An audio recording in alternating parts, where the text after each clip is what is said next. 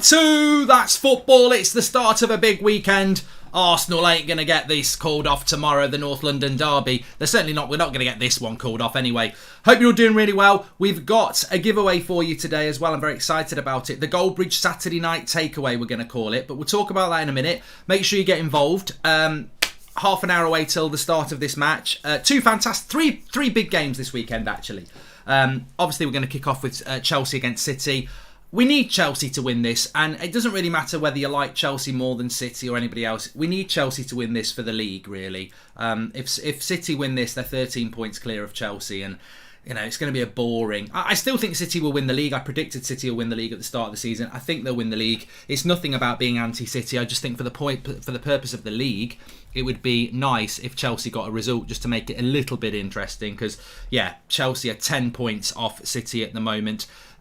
Liverpool have a game in hand. If they were to win that, they would actually be 8 points off off City.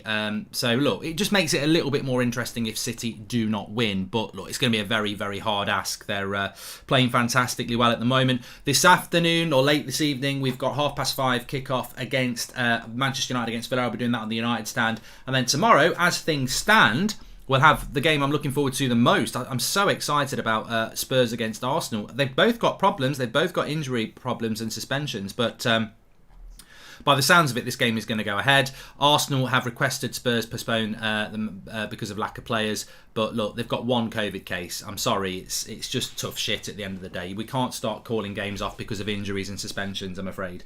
COVID, absolutely fine. I feel sorry for Arsenal because they're going to be the ones that lose out because of this, and they had it at the start of the season as well against Brentford. It's not. You know what? I think Arteta's doing a good job. I think Arsenal are doing a good job, and I think at the moment Arsenal probably, if I was handing out fourth place, I'd probably give it to Arsenal. We don't deserve it at United. Spurs, I'm not so sure. It would be West Ham or Arsenal for me who deserve it. So it's not anti-Arsenal. I just think for the integrity of the game, you can't start calling games off because of suspensions and injuries and people being on the AFCON. I mean, at the end of the day, why is the AFCON being played continually in January? I think it should get moved to the summer, but that's football politics for you. In relation to this game, I'm sure we'll talk about Arsenal a little bit more, and I do sympathise with Arsenal. If you lose tomorrow, you see, it's a ready-made excuse, isn't it, straight away, and some people feel it's a good excuse. Anyway, talk about that in a minute. We'll talk about the Saturday night Goldbridge takeaway in a minute. Really good. I'm really looking forward to this. But let's go through the team news. Ederson in goal, Walker, Stones, Laporte and Cancelo. De Bruyne, Rodri and Bernardo Silva in the midfield with Sterling, Grealish and Foden. I mean, the thing about City is you go, ooh, where's Ruben Diaz? He's on the bench. Where's Gundogan? He's on the bench. You do look at things like that, but then it's not like, as a United fan, we're such a team of individuals. You look at the changes and you go, is that individual going to make a difference? But Man City are such a product of the Pep Guardiola system that they can put anybody in and it'll work. So I don't think they're weakened at all. And I think they're going to be a very, very good proposition. More interesting, the Chelsea team, Kepa in goal. I don't know what people think about Kepa. Obviously, I'm not a Chelsea fan. I would suspect that Mendy is in on AFCON duty. So confirm that in the chat if you're not. If that is the case. Rudiger, Silva, and Sarr.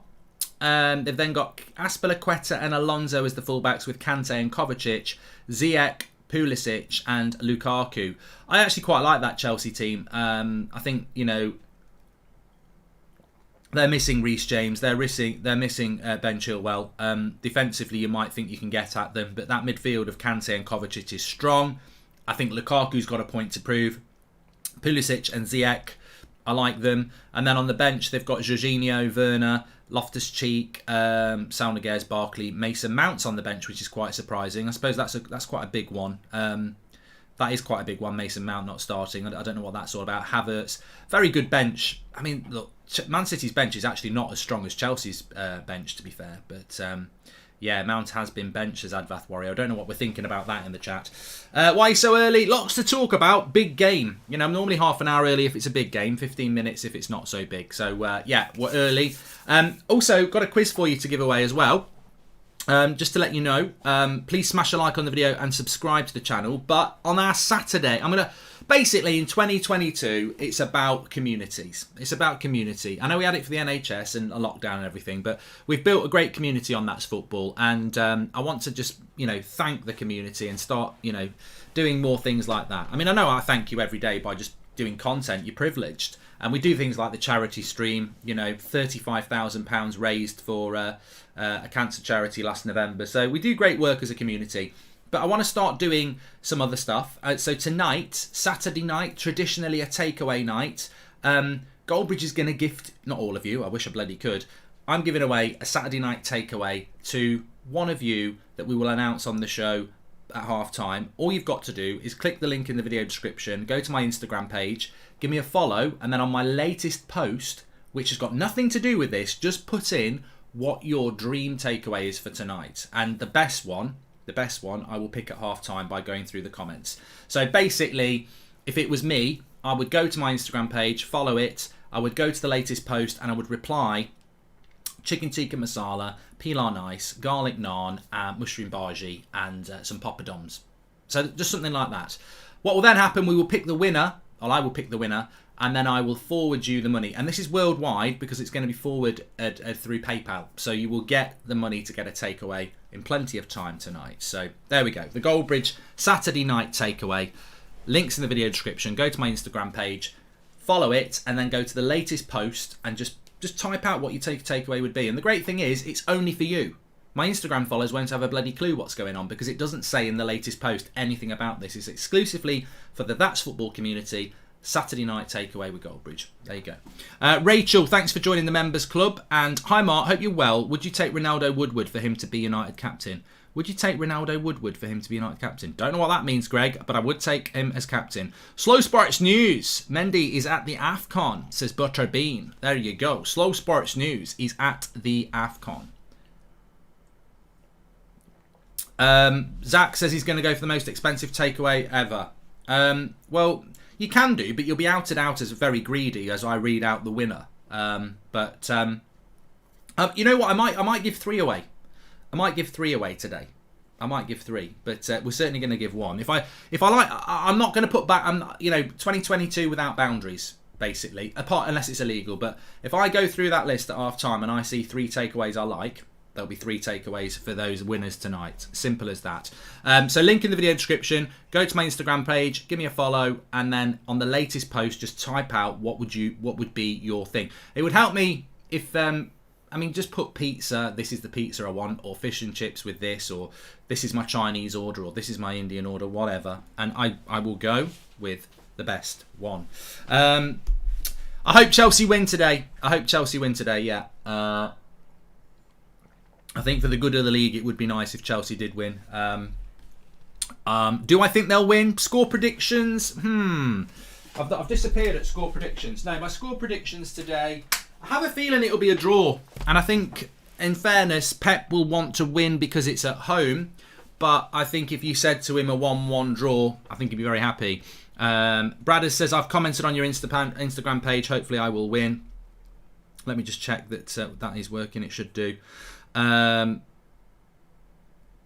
don't want Diego Simeone at Manchester United. Somebody just said that he might be leaving Atletico Madrid. I don't know about you lot, but I would really not want Diego Simeone at Manchester United in a million years. That would not please me much. Have you seen Cobra Kai Season 4? I have. AJ Tracks have, and I enjoyed it. Looking forward to Season 5, which is already in the bag. Fish fingers and white bread. Ooh, can you get that as a takeaway? I'll tell you what, if there's anybody out there thinking of starting a franchise, fish finger sandwiches, I mean, these need, done properly, they are absolutely incredible. They're absolutely fantastic, and I really do like them. So yes, they are great. Scooby-Doo, where are you? So yeah, very strong teams. I mean, look, normally I think this would be the game of the weekend, but the North London Derby has got so much on it that I'm just massively excited, and I really hope that we get a good game in this game as well. Grealish is a false 9, says the real truth. I think it's massively interesting, this game, because I actually, I know City went to Stamford Bridge and played fantastically well back in the autumn. They were brilliant. As much as it pains me to say it because I don't like City, they were absolutely brilliant at Stamford Bridge and thoroughly deserved the result. But then last season, the Champions League final, the game in the FA Cup semi-final. I mean, look, Man United fans should forever be in debt to Chelsea, because City were on for a quadruple. The only reason they didn't get a quadruple was because of Chelsea. Chelsea beat them in the Champions League final, and they knocked them out of the FA Cup semi-final as well. So, Chelsea are more than capable, and Tuchel is more than capable of beating Pep. I think it's a very interesting dynamic that we have between those top three. But yet again, we're witnessing a season where Manchester City, in the league especially, can just find this consistency. And look, I don't necessarily think they've not had injuries at City. I don't necessarily think they've not had the problems everybody else has had. But I think that, ultimately, they will win the league. But in a one-off game like today, I think Chelsea can win it. And look, we're not even at the end of January. We're in the middle of January. If City win this today, titles, I mean, technically I think the title's probably gone anyway. But if City beat Chelsea, the problem is, Liverpool fans can say, well, if we win our game, we're only 8 points behind them. But it's gone. If City win today, it is gone. For the simple reason, where are City going to drop those 8 points for Liverpool? They'd be 13 points ahead of Chelsea if they win, and they'd be, ahead of Liverpool in their games in hand. Okay, they're 8 points behind City. They then beat City, they're 5 points behind them, but Liverpool would have to win all their games, and where is City going to drop the points? So I agree with Panda. It's got the potential to be a really, really dull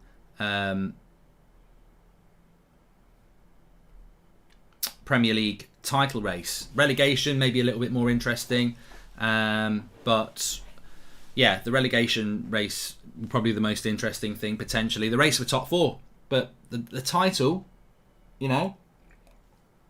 Will says it's already over in his mind. Jaden, going to the North London derby, first Spurs game I'll watch in person. Hope it doesn't get postponed, says Jaden. Well, let me just talk about that because we are a few minutes out from the start of the match. What is your thoughts in the chat? Let me know. What are your thoughts about this situation? So, North London derby tomorrow. For me, it's the game of the weekend. I'm massively looking forward to United against Villa at 5:30. You can join me on the United stand for that. I'm massively looking forward to this one. But that North London derby game is so interesting because of the rivalry between the two clubs and the opportunity to get top four. Now, I'm hoping it's going to be a draw, but it's a massively exciting game. And I actually think the fact that both teams have got injuries and issues makes it even more interesting. Now, Arsenal have applied to have the game postponed because they've got players at the AFCON, they've got suspensions now with Xhaka, and they've also got injuries as well. So they're saying that they don't have enough players to play the game. But I want to be fair to Arsenal. As I said, Arsenal have been fantastic this season.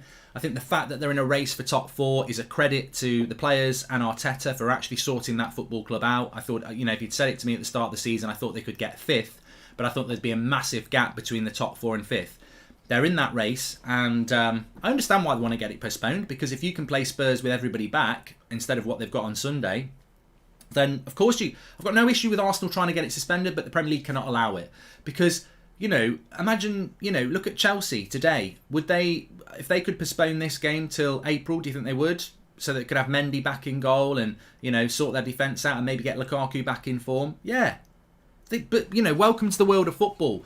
Everybody has to play games where Ronaldo's injured or De Bruyne's injured or, your goalkeeper's injured. It's just part of the game, and I think that you can't postpone a game because of injuries, AFCON and suspension. You can suspend a game when you've got 8 or 9 people out with COVID. I've got no issue with that. So it's nothing to do with Arsenal. Arsenal will take it personally because they are the victim in this, but it's just unfortunate that Arsenal are the team. If this was Chelsea Man City today and Man City were trying to get it called off, I'd say the same thing. If it was Man United against Villa today, I'd say the same thing. I don't like even my club having games postponed. I hated it when we got those games postponed against Brentford and Brighton, but we apparently had a very legitimate COVID outbreak and we couldn't play the games, but I was frustrated. So no, I don't think these games will get postponed. I don't think it will get postponed tomorrow, and but maybe the Premier League have made a rod for their own back here, because there has been games postponed again this weekend. I think Burnley have had another game postponed, and I don't know why. Burnley seem to be having games postponed.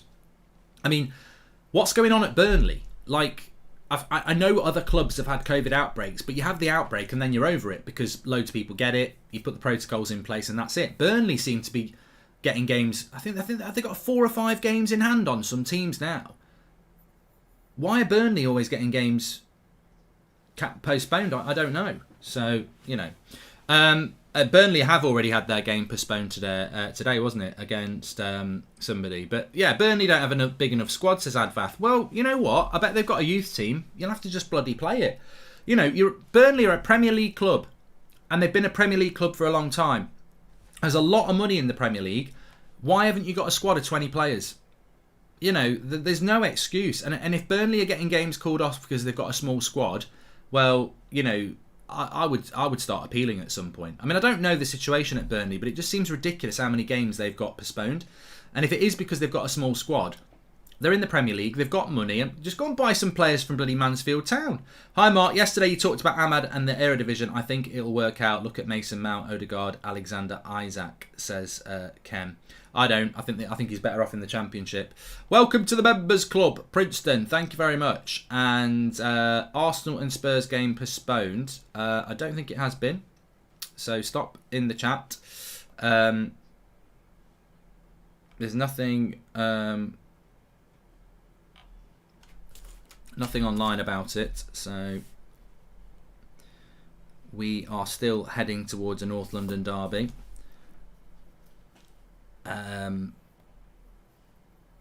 It's still good. It still could get postponed though, because if Arsenal say they've got a few more COVID cases today, they'll probably get it called off. So don't be surprised if it does. But as of now, it hasn't been postponed. Please subscribe, by the way, bottom right hand corner. We are on the road. We're certainly on the road, but we're on the road to. What are we on the road to? 605,000, which would be great. Absolutely great. I think we're already on 605,000, actually. Thanks for the super chat from Daniel. He says, the reason we'll see good football today from City and Chelsea is simply because they spend money on quality players and have good management. I think we're going to see a very good game of football. I think you're spot on there, and I'm very excited about that.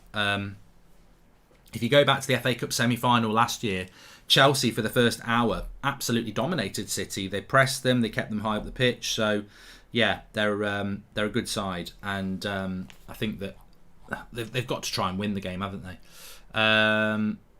Amu says, wasn't there a game a couple of weeks ago that Cook called off a couple of hours before the game? Yeah, but I think there's plenty of time. There's plenty of time for it to happen. I'm going to go with a draw, Farouk. Get your score predictions in below. I'm going to go with a draw. I think this is this game for me is the ultimate advert for the Premier League. I think when Man City play Liverpool, or Chelsea play Liverpool, or Man City play Chelsea, these are the 3 best teams, I think, comfortably 3 best teams in the league. They're miles better than everybody else, and arguably, well, for me, they're also in the top 5 clubs in the world. So it's an elite game, this. Just got my heart broken. Don't trust them, says Christian has. And when's the next Goldbridge cooking? I need to sort that out, gaming. I need to sort that out, definitely do. Talking about cooking, we are doing a giveaway today on the show at half-time. I will be announcing 1, maybe 3, but certainly 1 lucky winners of the Goldbridge Saturday night takeaway. All you've got to do is click the link in the video description, which takes you to my Instagram page. Give me a follow, go to my latest post, which is me on a bridge, and just reply what your perfect takeaway meal tonight will be. And at half time, I'm going to go through the comments and we'll pick out 1. If I see 2 or 3 alike, maybe 2 or 3, I'll get into your messages. I'll send you the money for your takeaway through a PayPal. So it's not just for UK, it's worldwide. If you've got PayPal, you can get involved. Simple as that. So yeah, links in the video description. Goldbridge Saturday night takeaway. Get onto my latest post. Give me a follow. Get onto my latest post and then type in your ideal takeaway. And I can tell you, I can tell you now. Craigie says lamb vindaloo, pilau rice, garlic naan, onion bhaji. Bonzu says spicy noodles with chicken wings and the main being rice and spicy smoked chicken. Quite specific there. Corb says chicken tikka, balti, rice chips and poppadoms. The thing is, I'm hungry and I'll be even hungrier at half time. So I really will go for... Do says lamb curry with 3 keema naans for the family with extra chili sauce. That's not a lot. So you're gonna share 3 naans and a lamb curry for the family. Come on, put more stuff on that. Klashka says a juicy steak with potatoes. Chicken fried rice with mutton chops and curry. Simple. Some good stuff in there. We'll go through that. So links in the video description. Give us a follow on Instagram. And then go to my latest post, which is me on a bridge. And just type in the comments what your ideal takeaway is. And we'll pick a winner at half time. Maybe 2 or 3. And then we'll be sending you the money to get your Saturday night takeaway. Okay, ordered my starter pack of Sneak using Sneak Bridge. Next day delivery incoming. Thank you, Daniel. Yeah, appreciate that. Sneak Bridge on Sneak. If you order anything, I've actually got my Sneak here. A bit of energy. Lovely stuff. Right. Is Ronaldo injured for today's game, says Princeton. There's a few rumours going round. I don't know. We'll just have to wait and see. Hopefully not. I think we can win without Ronaldo. We can lose with Ronaldo. So I wouldn't say it's pivotal, but I really would like to see him playing today. I think it's really important that Ronaldo plays, especially after the comments he made during the week. So yes, I hope that Cristiano Ronaldo is going to play. Hi Mark, reports say Southgate is going to be manager of Manchester United after the World Cup, leaked by one of the players. Check Twitter. If Southgate is the next manager of Manchester United, then, I think I would cry. I really would.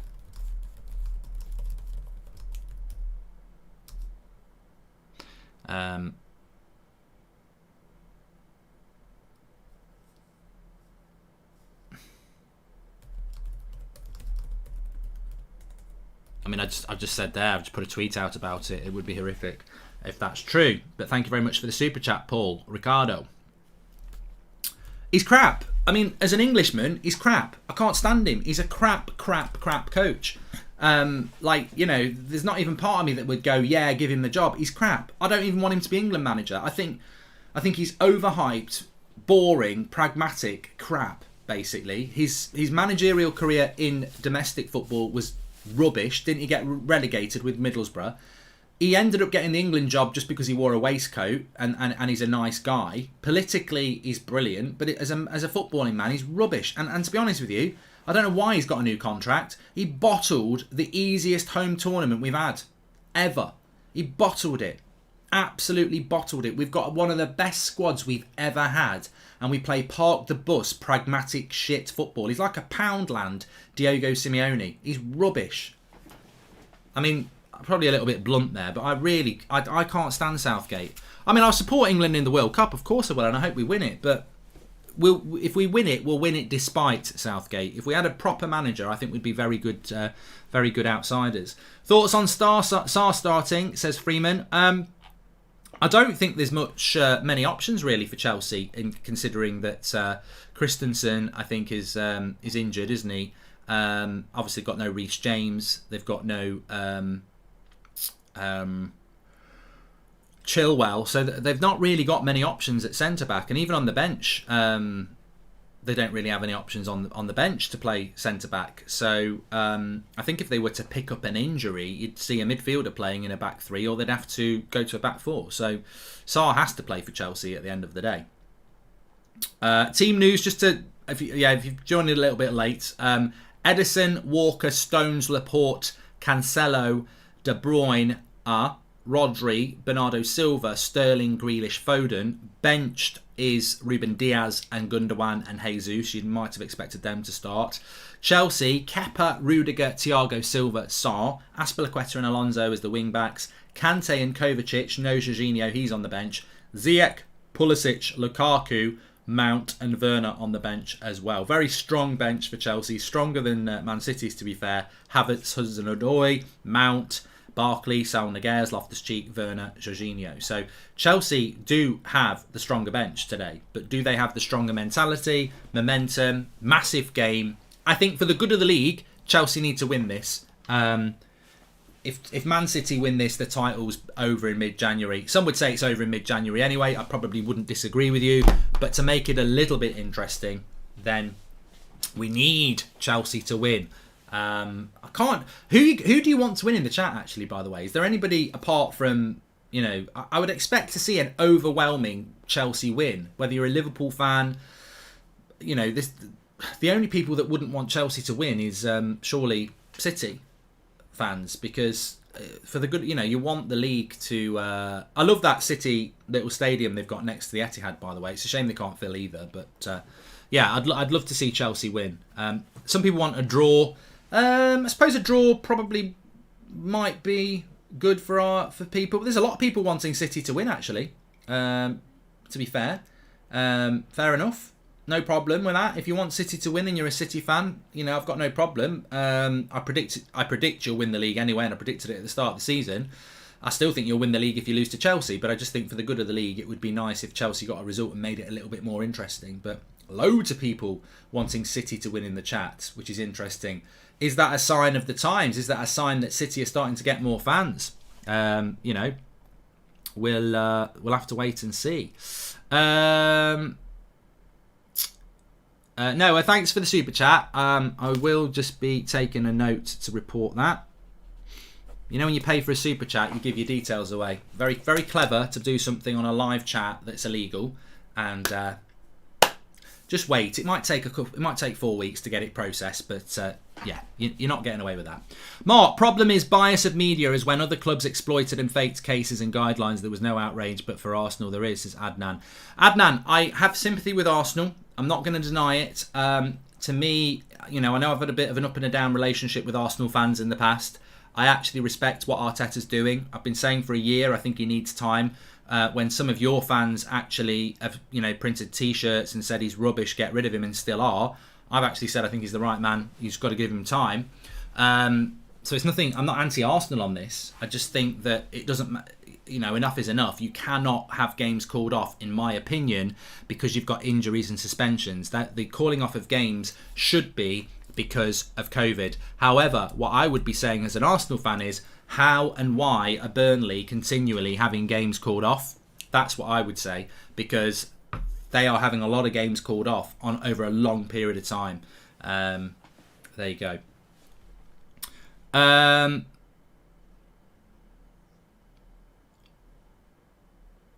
Hi Mark, thoughts on Vlahovic to Arsenal and what does that do to the top 4 race from a United perspective, says Bradley.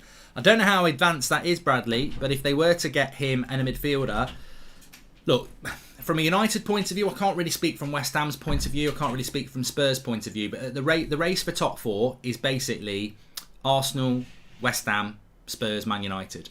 So, as a United fan at the moment, and we haven't played our game today and it's going to be very difficult, and maybe we'll play well and I'll be more confident after it. But right here, right now, Arsenal are better than Manchester United. If Arsenal add Vlahovic and a midfielder to a team that's already better than Manchester United, then obviously I'm concerned that's going to get better and better. So look, Arsenal at the moment seem to have some momentum that United can't. My Baldy manager benches Gundogan for no reason, only because they bought Pretty Boy Grealish for PR reasons, says Grealish. Yeah, I mean, what are people thinking about that City team? I'm quite surprised. But again, I don't know the politics. I don't know the rest. I don't know whether people need rest. But Gundogan and Ruben Diaz on the bench, for me, you're benching your best centre-back and arguably your best midfielder. So, the Etihad is not full, which is just ridiculous, isn't it? How do you not fill your ground for basically a top of the table tie? I mean, but you know what? If I was a City fan, I'd say, mate, I don't care. We're winning league titles. We've got one of the best teams in the world. But it is an advert of how money can outstrip fan base. They will catch up at some point. There will be days at some point in the next 10 years when they're filling that ground, because you can't keep winning titles in the way that they play football and then not fill it. But it's certainly not as empty as it was. You know, there's a lot more fans in there now, but I wouldn't say it's full to capacity. I mean, there are still a few sections of seats, but maybe people are having a piss. Maybe they'll come out in a minute. Sinclair says it's full. It's definitely not full on my screen, mate. I can see lots of blue seats at the moment.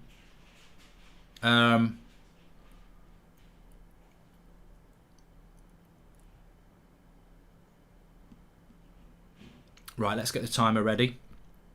Remember what I said, Saturday night takeaway. Get onto my Instagram page. Links in the video description. Give me a follow. Go to the latest post and in the comments type out your favourite takeaway that you would like to have tonight. And at half time, we'll go through those comments.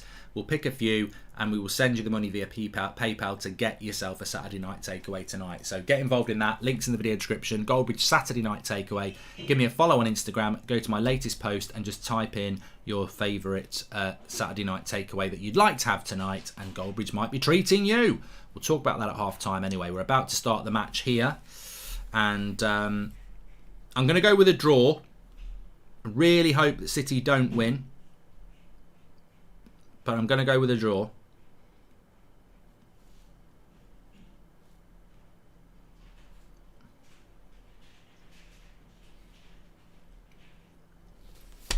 They take the knee.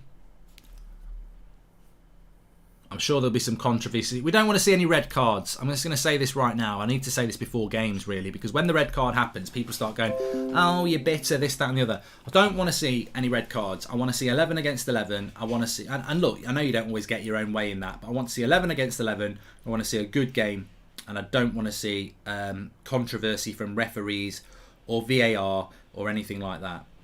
Do you think we'll get away with that? Do you think we can get that? I'm not so sure. We'll see.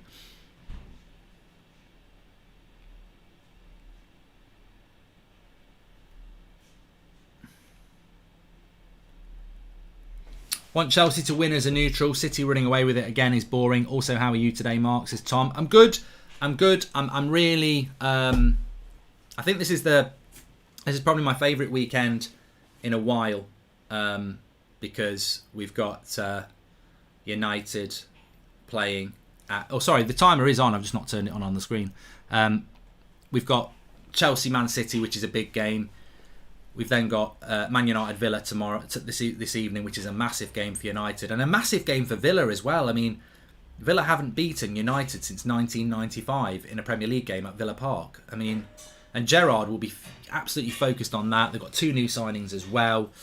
And then tomorrow, massive game as well. So lots and lots to get involved in, and I'm really, really looking forward to it. So make sure you subscribe, bottom right-hand corner. I think City started off the match, mate. Man City are playing 5 English players today, says Ezo. What's that? It's a bit of nut. Well, I haven't even eaten any nuts today. Why have I got nuts in my teeth? Good interception there. De Bruyne trying to get Grealish away. Watford fan, today's really important re-relegation. Ash, you're spot on. I mean, I'm not doing a watch-along for it because I'm going to watch this game and then I'm going to prepare for the United game. But Newcastle-Watford's huge at 3 o'clock. You've got to say that Newcastle will win that. I'm all right, Luca. Hope you're well. Chelsea will win this away game. They have Marcus Alonso and he's very dangerous. Oh, Salim, come on. Those jokes are there. Is it a kit clash? You know what?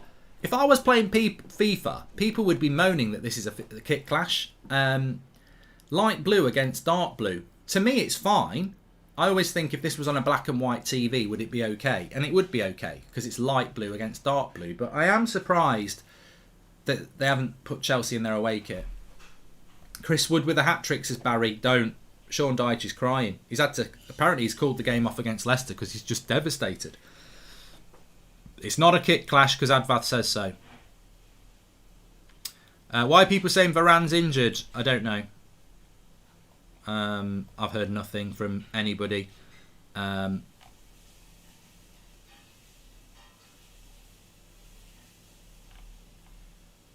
So it would probably just be a rumour from somebody guessing. But I doubt Varane's injured. There's not been any hint that Varane is injured. I think that probably the one player I'd be a little bit worried about is Ronaldo, but Ronaldo, Sancho, Maguire or Jones, because they were the ones who missed out on Monday. Aspilicueta's just gone down injured here. Thanks everyone who's tuning in, by the way. Please give us please share the video if you're watching. There's a share button. You can share it on your Twitter. Got nearly 9,000 watching. Big game this on Saturday lunchtime. Chelsea against Man City. Top against bottom. We wish. It's top against second. And really, we just don't want Man City to win this. But I think I think it'll be a draw. I can't see Chelsea winning. Man City are just so good at the moment. But for the good of the league, I want Chelsea to win, just to make the title race a little bit more interesting.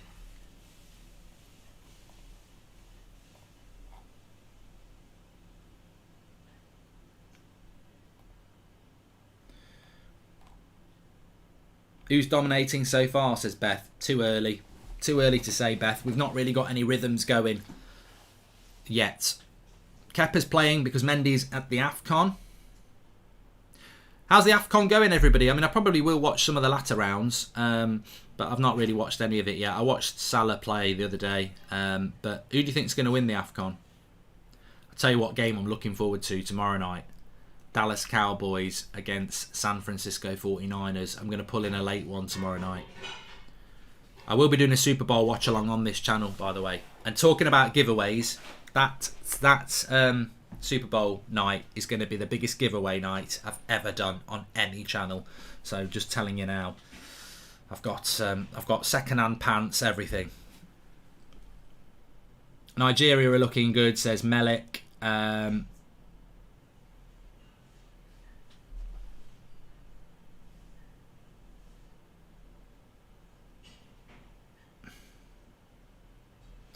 Yeah, the playoffs start tonight, don't they? 49ers versus Cowboys is like United versus Liverpool. They are traditionally, really popular teams, aren't they? What do you think about Grealish short socks, says Eddie. Let him do what he likes. He's not harming anybody. Shout out to Finley in Georgia, says Georgia. There you go.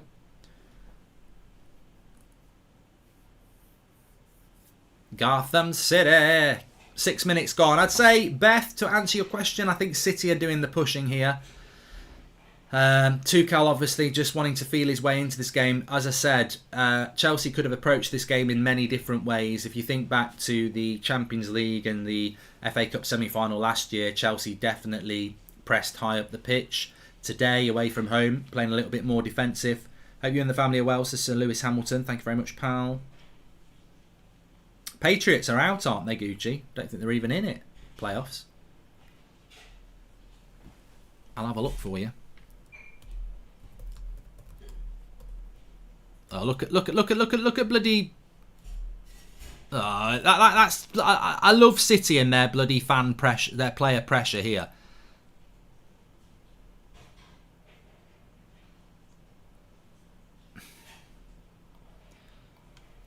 Ref in City's pocket already.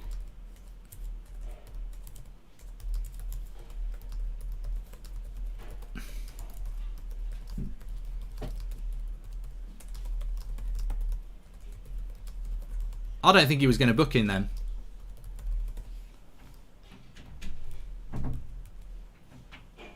I really don't think he was going to book him. So the teams in the NFL playoffs are as follows. Bills again. Patriots are playing the Bills tomorrow. Early tomorrow morning. Bengals against the Raiders is at 9:30 tonight. Buccaneers against the Eagles tomorrow night at 6. Cowboys against the 49ers at 9:30. And then early hours of Monday morning, got Chiefs, Steelers, and Rams, Cardinals. So there's a couple of teams that have already got the bye into the next round, isn't there? I thought it was a yellow card, but I don't think he was going to give him a yellow card. That's what I'm saying. I'm not saying it wasn't a yellow card. Everything's not black and white. There's a lot of grey in between. And I don't think, for me, he wasn't going to give him a yellow card. Then Grealish and some other bitch comes over and starts going, nyeh, nyeh, nyeh, nyeh, nyeh, which is the Pep way. And he gives the yellow card out. So, and the bad thing about that is, in a big game, mark my words, in a big game, when you give a yellow card out early, you're a prat, because it basically means every other foul you've got to give a yellow card out, and therefore you get more chance of ruining a big game with a red card. I'm fed up of bad refereeing in the Premier League. When it's a big game, let some of these fouls go, especially early on. Hi Mark, the Super Bowl watch-along will be great. Yeah, I'm looking forward to it. It's Duke. Can't wait for that. Movie choice of tonight, Mark. The Dark Knight for me, says Evan Scannell. I watched that one with Jake Gyllenhaal last Saturday. I highly recommend it. Somebody in the chat will know the name. Very, very good. There's one on Prime with Stephen Graham in, which is, again, it's a one-shot camera thing where he's a chef. I'm tempted to watch that. Bernardo says, my girlfriend left me because I watch you a lot. Well, in the long run, Bernardo, you're better off with me. I'm more reliable. I stream every day. I'm more entertaining. More of a laugh. Obviously, I love football. And I think in the long run, you'll be better off. Nice ball into Lukaku. He's in. He's in. Get out of the way, Lukaku. Pass it. Pass it to Alonso. You're a bloody idiot. You're a bloody idiot. Why didn't Lukaku pass that to Alonso? Lukaku, the prat. Why didn't he slip Alonso in there? What a prat. It's the most simple pass to Alonso and he tries to play Ziyech in. And it's a crap pass as well. Idiot. What a prat. You know what? If you're not watching, he's running. There's one City defender. He's running that way, and Alonso's that way, and all he's got to do is just slip him in. He tries to do a reverse pass to Ziyech, who he can't see. He's offside. Typical Lukaku there. Infuriating. Mark, this is random. I request you to do Hero watch along sometime. I don't know what it is, Ak. I don't know what it is. That should have been 1-0 to Chelsea. I've watched Nightcrawler, very good, yeah. Gotham City. My favourite team in the NFL is the Dallas Cowboys, Hyde French. It's basically, the only reason I support Dallas Cowboys is because my gran and granddad, one of which, my grand's funeral's next Wednesday, actually, so this is for her. They went to America, and they came back, and I had a baseball glove, a baseball bat, ball, and they basically bought me loads of stuff from different American sports, and the stuff they got me from American football was a Dallas Cowboys top. So I've always liked them since then, really. You know, when you're 9 years old and you're walking around in a Dallas Cowboys top, you've got to sort of go with Dallas Cowboys, haven't you? Although I do remember there was a couple of lads who used to play down the local park, American football. I say American football. We'd all be playing football, proper sport. They'd just be chucking a ball at each other, going high five. They weren't American, but I wore my Dallas Cowboys top once, and they came over and went, "Who plays for the Dallas Cowboys then?" I said, "The bloke in the helmet." Piss off, you geeks. But yeah, they were good. You know, it reminds me when I lived in Ireland and I'd moved over there, and somebody said, "Do you like the Doors?" And I went, "Yeah." And they went, name their favourite album, and I went, "The Best of the Doors." They were like, "Oh, you know, these people who are quite, you're just a fair weather fan."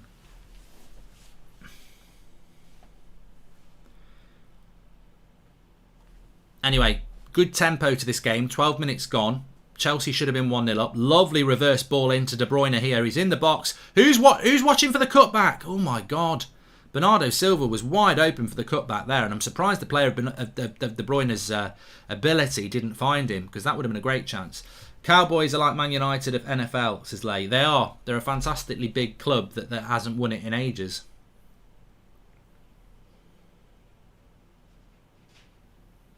Slippy G says, Slippy G's revenge, minus 4 hours and 45 minutes. You know what? I'm not going to change my opinion. I think that they are the favourites to win that game, Villa, and I think the best United are going to get is a draw. Yeah, Advath, when are you going to start Goldbridge box? I just need to write down some things to watch for the week, and then I should have my first episode coming up soon.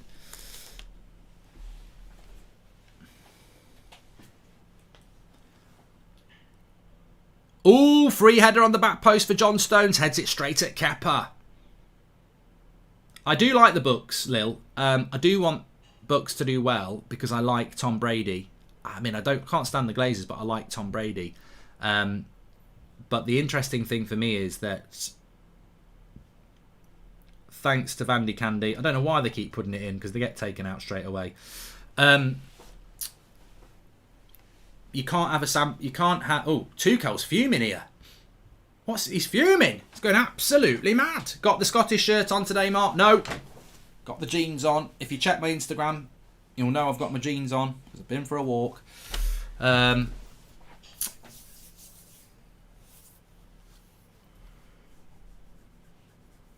started to support United the same way as you, Cowboys, Mark. I got Cantona's shirt in 95. It was difficult to support Premier League in Poland in the mid-90s, says Tom Ass. Thank you very much. Oh, he wasn't happy with the ball from Ziyech. Great tackle by Kovacic on Foden, and he's given the foul. Ref's in the pocket of Man City here so far.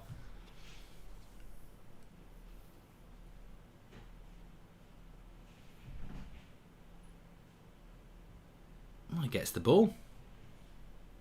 He does get the ball. If any, what current United players get in the 99 squad, says Mason Reed? Squad? Ronaldo? De Gea? We're talking match day squad, not starting 11. Varane? I think Bruno and Pogba would as well. They wouldn't start, but they'd be in the squad. A match day squad's 18 players, isn't it? Who's been the better side so far, Helmy? I think Man City have been the better footballing side, but that's probably because they're the home team. I think Chelsea are purposely hitting them on the break. I don't know whether that's the best tactic. I actually think Chelsea can have a go at Man City. But Tuchel's obviously decided it's going to be defend well and counter-attack. But I actually think Chelsea are capable of going toe-to-toe with Man City. So we'll see if it's the right tactic or not. I've stopped Fantasy Premier League. Yeah. I mean, I think a lot of people have given up on it anyway. So, I feel for people who do Fantasy Premier League this year because it's a bloody nightmare. And I mean, it's the thing about Fantasy Premier League is it's not actually about luck. When I used to play it well 10 years ago, I used to be in a job that I really didn't like. So I'd spend, change the browser. I'd spend a good couple of hours each week on it. Lovely run by Sterling. Good tackle by Sarr.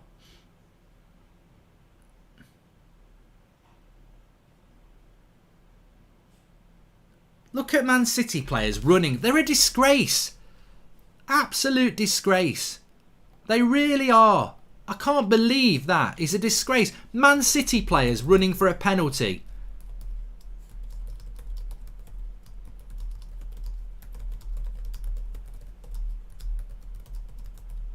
Absolute disgrace, aren't they? Absolute smug disgrace they are. I can't stand that. Can't stand that level of, whatever you want to call it, but he makes the tackle and they're all running to the ref for a penalty. I don't watch City a lot. I suppose, maybe people who watch them get used to it, but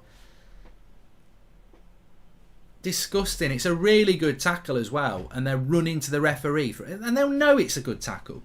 It's the pressure that City players put on the ref, and that comes from Pep. He used to be like it at Barcelona as well. But you know what? If it, in fairness, if it benefits your team, it benefits your team, doesn't it?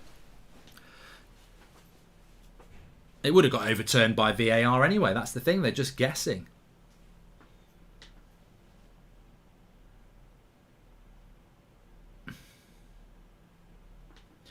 I won't be on Twitch today, Sebastian. I won't have time, unfortunately.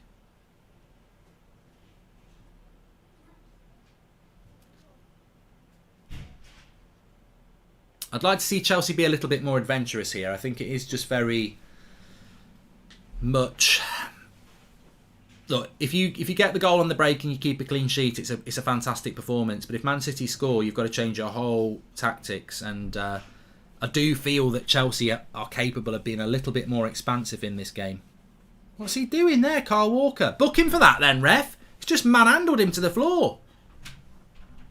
Oh no, that's not a booking. He's a City player. He's a rubbish referee, Pawson. He's absolutely rubbish. Now I can't remember whether I'm getting confused between a FIFA game or not, but he's bloody rubbish. Why is that not a yellow card? He's just bloody thrown him to the ground. No, it's fine. He's wearing light blue. Lukaku, again, another crap layoff.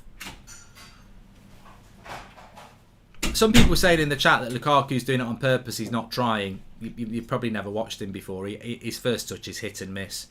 Trampoline toes. All right. Yeah. Newcastle trying to sign Andy Carroll for Wood. Thoughts? No. Burnley are trying to sign Andy Carroll for Wood. Webath. I've always said about Kyle Walker, John, he's a Leyton Orient right back with pace. And look, Southgate's in a job because of Kyle Walker. If you think back to that Euros first knockout round game at Wembley against Germany, I think it's Goretzka running through one-on-one, and Declan Rice tackles him as last man, and he gets a yellow card. But he's not last man because Kyle Walker's running back next to him. If Kyle Walker's not there, that's a red card for Declan Rice, and you know England are playing most of the game with 10 men against Germany, and they're out. You know, pace isn't. I've said it about Marcus Rashford. The reason Rangnick picks Rashford is because he's the quickest player we've got. So the ball over the top is a threat. You know, pace is an attribute. Whether people like it or not, you can call him a pace merchant. It used to happen on FIFA a lot. You know, pace was a really big thing on FIFA. So, you know, people used to say, oh, you're just a pace merchant. But pace is an attribute. And Kyle Walker, his pace is why he's a top-level footballer. Would you rather Mbappe or Haaland at United, says Luke. If I've got to choose, I would take Haaland, but I don't really want another striker. I hate it, but Liverpool games are more enjoyable, says Abak. Hey, mate, I've said this so many times and I get stick for it. Man City are the best team in the league. They're probably going to win the league, but I don't like watching them. They're so hard to watch. Their style of football is just not my style of football. And I agree with you. Liverpool, I prefer Klopp's style of football to Pep's. It's easier to watch. I think I've said it before. I think Pep's style of football is more opera. You know, and the amount of work he puts into it. You know, writing an opera. In fact, this is a great analogy. Pep's style of football is like an opera, and an opera is harder to write than a rock and roll song. But I prefer rock and roll to opera, and I think Klopp's football is more rock and roll, and Pep's is more like an opera. And I'm not really into opera.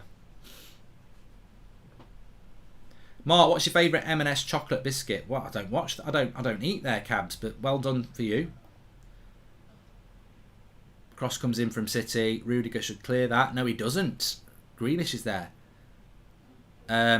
English referees are so awful. There needs to be something done about this. Been poor for ages. Oliver, Moss, Friend, Pawson, Dean, all shocking, says Plop. I agree.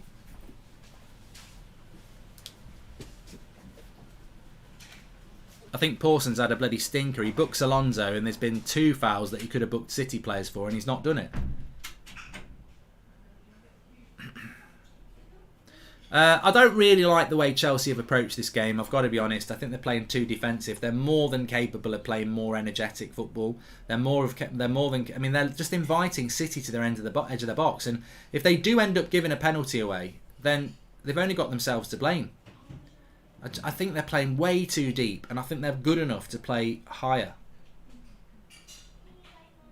I'm not going to put the FIFA highlights up, am I, Coins, when I'm doing a watch-along? You know, engage your brain a little bit. The FIFA highlights go on this video, on this channel. Why would I put them up when we're live?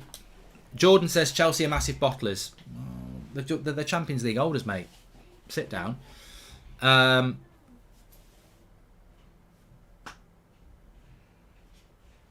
Ben says, no offence, but Tuchel knows more than you and beat Pep 3 times. No offence, Ben, but keep your nose out of something you're not listening to. If you're just going to dip into the channel and not listen, then you're going to expose yourself as a prat. Because what did I say about 5 minutes ago? When they beat Man City at the Wembley in the FA Cup semi-final, and when they beat them in the Champions League, they played a much higher line and they played more pressing. They're sitting back here. Of course, Tuchel knows better than me. He's a bloody Champions League winning manager, but his tactics today, I don't agree with them. I think they're playing too deep. They didn't play like this at Wembley. They dominated the ball for 60 minutes. City couldn't get out their half. But they're playing very deep here, which is the right look. That they are 10 points behind City. They're playing away from home against City. I think he's just being a bit cautious, which is his right. And as I said, if he wins it 1-0 with a counter-attack, it's a masterclass. But like Bokang says, I think Chelsea are respecting City more than they have to. But he doesn't have to do it for the whole game. Villa versus United prediction, Bruised. I think it will be... I'm going to go for a draw, but I am worried. United have got to go through gears they haven't shown for a long time because Villa are going to be up for it. We've seen a lot of City on the edge of the box.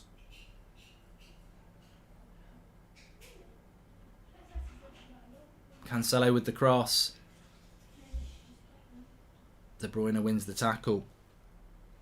Spurs versus Arsenal prediction, says James. Well, first of all, we need the game to go ahead.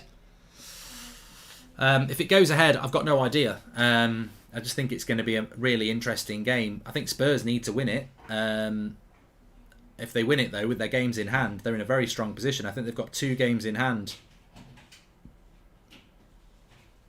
on Arsenal. So if they beat Arsenal, they're a point ahead with a game in hand. Has Tuchel beat Man City in FIFA like you have? No, says Matt Breeze. Yeah. Exactly. Why does anybody want it to be a draw? Fez says he'd like a draw. I don't. Who does a draw benefit?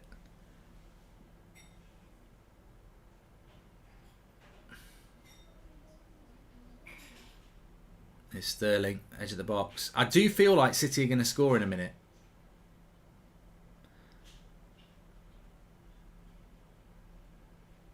It feels like, Liverpool would want to draw. If I was Liverpool, I'd want Man City's drop to lose. I wouldn't be worried about... If I was Liverpool, Chelsea will drop points again. So I'd just rather that City drop the points, really. Because if it's a draw, Man City get a point, don't they? I think you need City to start dropping points. You can worry about Chelsea later. Oh, look at Lukaku's playing crap, isn't he? Absolute crap.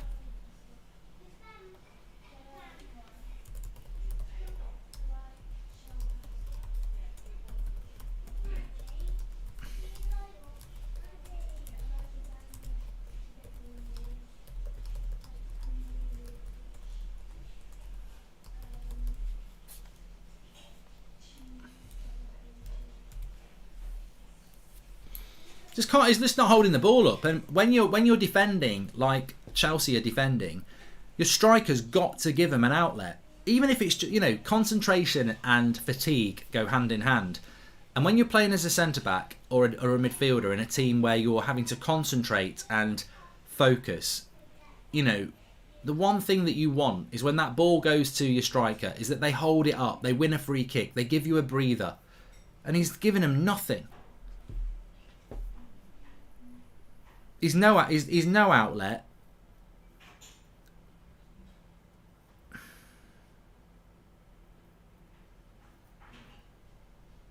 I'd ask the question, do you think Chelsea would have been in a better position if they'd saved the 100 million, spent it on somebody else and kept Giroud? Good interception here. Aspilicueta, he will use it wide. This has got to be a good delivery by Pulisic. Kepa. Back to Pulisic, he's offside. What are Chelsea doing? Why are they so thick? Why are they getting caught offside all the time? Even the linesman's going, what a prat. Just think about your pass.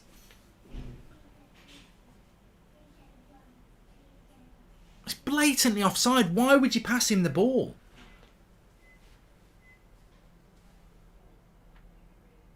Pratic says, City won't lose to Chelsea. That Champions League final was nothing but a fluke. What about the FA Cup semi-final then when they played off the park?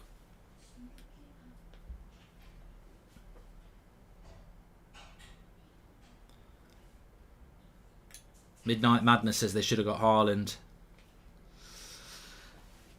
Yeah, I don't know whether that was on the cards really, but it would have been a very different story. Hindsight. The great thing about hindsight is that you can just talk about hindsight, can't you?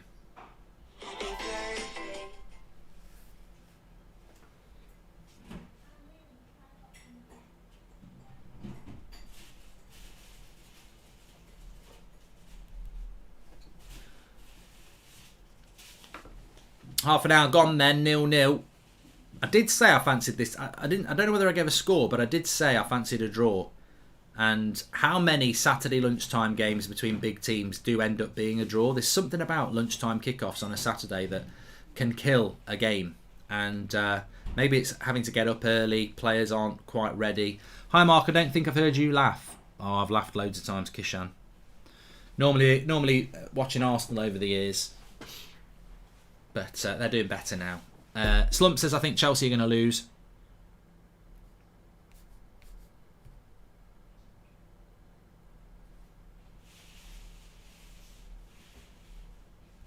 That's nice.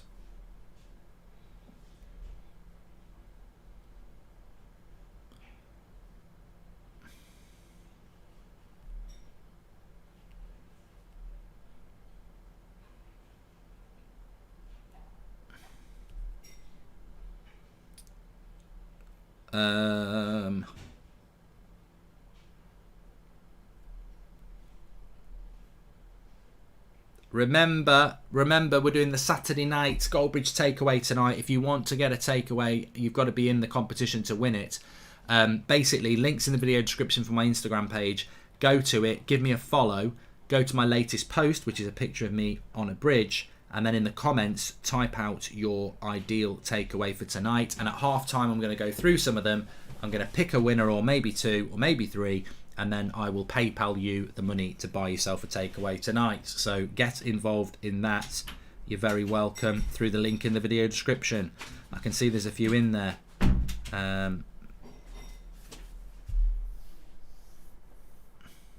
Doesn't matter if you're not in the UK, Martin. PayPal's worldwide. You can still get it.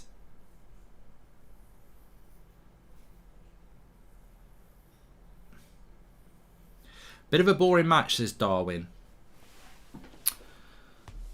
I think it's just inevitable at some point. There we go, straight away, another booking for Chelsea. What a surprise.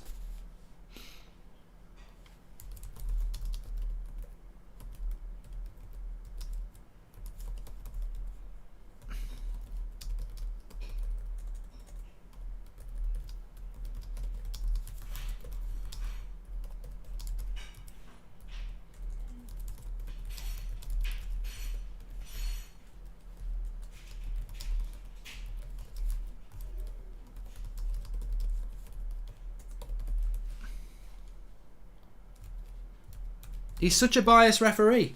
Such a biased referee. No, of course it's a bloody... You see, some people are thick. They're so lost in their bias for their support of their team. They can't see how poor this referee is. That probably is a yellow card for Alonso, and it probably is a yellow card for Kovacic, but it has to be a yellow card for Walker. He's a biased ref. He's giving yellow cards out to Chelsea all the time, and Man City, every time they foul, he just goes, play on, play on. No, Air Force, you're not listening. Clear yellow, don't see, but so not that deep.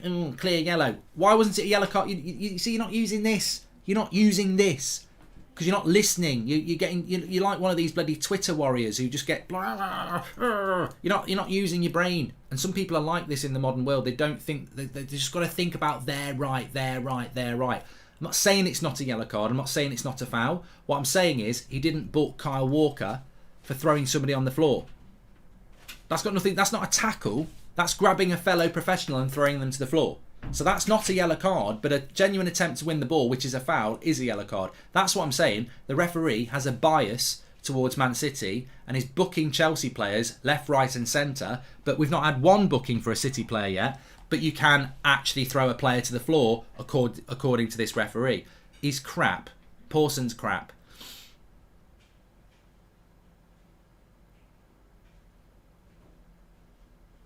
I'm not wrong, and you're watching, so carry on. If you don't understand football, there are other channels that you can go and watch. But if you can't see a biased ref, I can't help you. I'm not saying it's not a foul. Not saying it shouldn't have been a yellow. What I'm saying is has a bias towards City, because how was Kyle Walker not booked? I am passionate about it because I'm fed up of bad refereeing, and of course United are playing today, so my stress levels are high anyway. I mean, I don't even support Chelsea, and I'm getting very involved in this game. But tune in for 5:30 for Man United against Villa. If I'm in this mood for this, God knows what I'm going to be like at 5:30. After getting Zakaria, we should get. Well, we're not going to get Zakaria, Mario, but he says we should get Sangaré or Kamara in the summer. Thoughts about?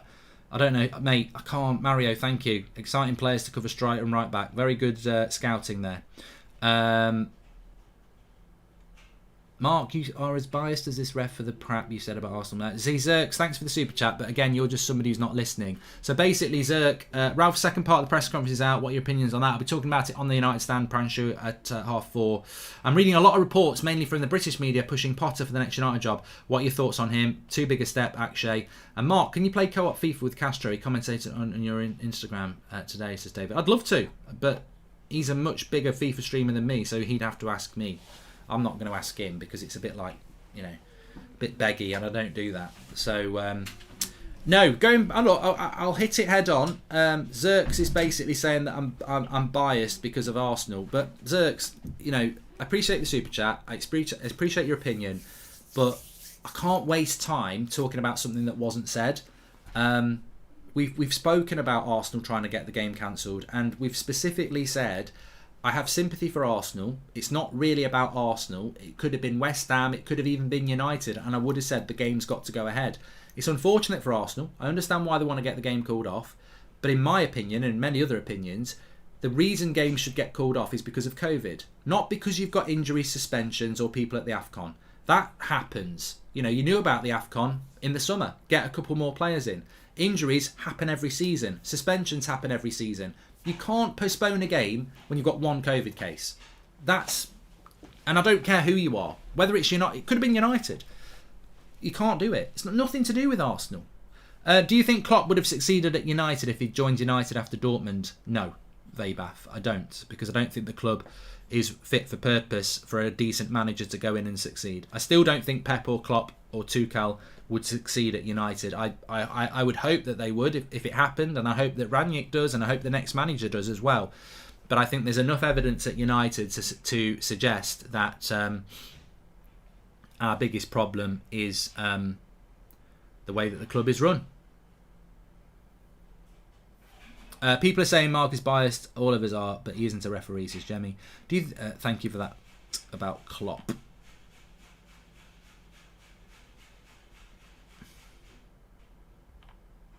City so boring to watch. Well, they're Marmite, aren't they? Some people love it, some people hate it. I don't like it. I didn't like it at Barcelona either. It's just Pep's style of football. But what I would say in his defence is, it is, like I said, how he constructs his team is so methodical. It's so much hard work. It is opera. It's opera football. It takes a lot of work to get a team like this. I prefer a rock and roll style, which is easier to write. But is more entertaining for me. But some people love this style of football from City. I wonder what their fans think. I mean, come on. I mean, they've gone from days of bloody Sean Gota and Tony Coton and, playing in League One. But they'll be loving it. But the thing for me is, the reason I don't really like Pep's football is very, very simple. And football's a very simple game. I like a team. I like a prospect of a fullback whipping a cross in and a striker heading it into the top corner. I love that, and they're in here, City. Well done, Rudiger. I don't know how De Bruyne is onside there. Best content, bro. Glory, Man United. Yeah. I think that he's miles off. He's absolutely miles off. Bloody miles off.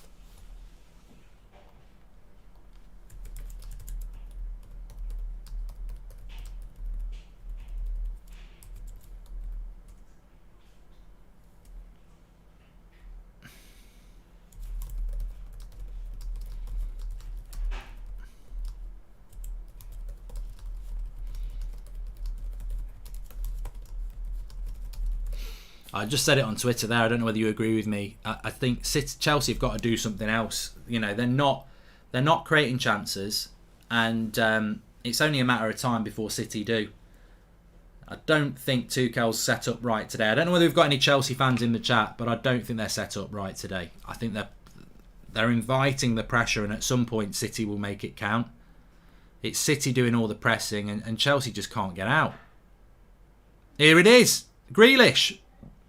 Score. Oh, he's missed it. I thought he'd scored. What a chance. What a chance. And it came from a mistake. And as I said, I think they've got to take that as a warning sign, Chelsea there.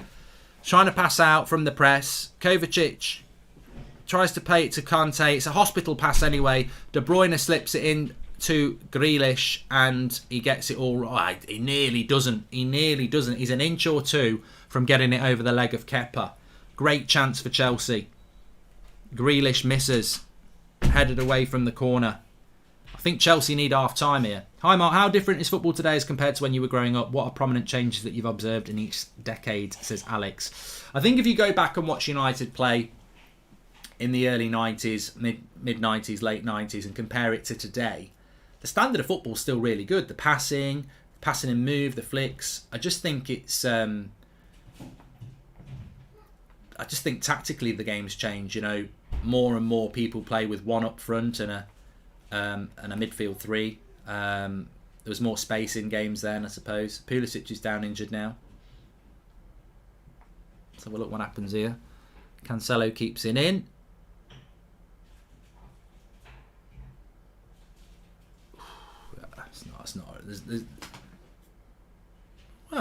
You could argue that that's a yellow card for Cancelo.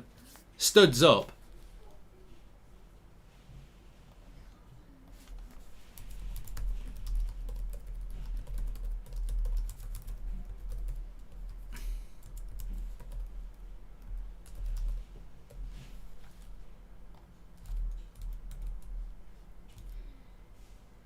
Nothing. Absolutely nothing. So he's booked Alonso and Kovacic for yellow card tackles, but then bloody Cancelo and Walker have basically assaulted two Chelsea players and nothing.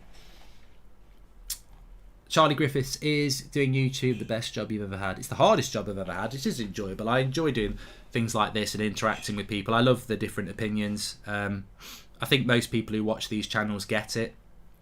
You know, when I get anxious and, you know, opinionated, that's the whole point, isn't it? We all got different opinions. It's not personal. I don't know how it wasn't a yellow to Cancelo there. He literally puts his foot up with his studs showing. It's not a red. It's not a red. It's a yellow though.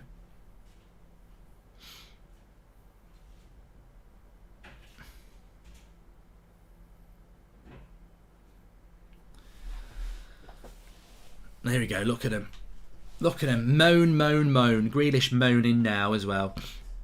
Mark, do you think we would be in a better position if we went for a CDM instead of, let's say, Varane or Sancho, says Jemmy? I think the Sancho one, really, as much as I like Sancho and I'm very happy to have him at United, he does feel like a little bit of a luxury signing, mainly because we haven't picked him. So yeah, I would take a midia. I would definitely take a midfielder over Sancho.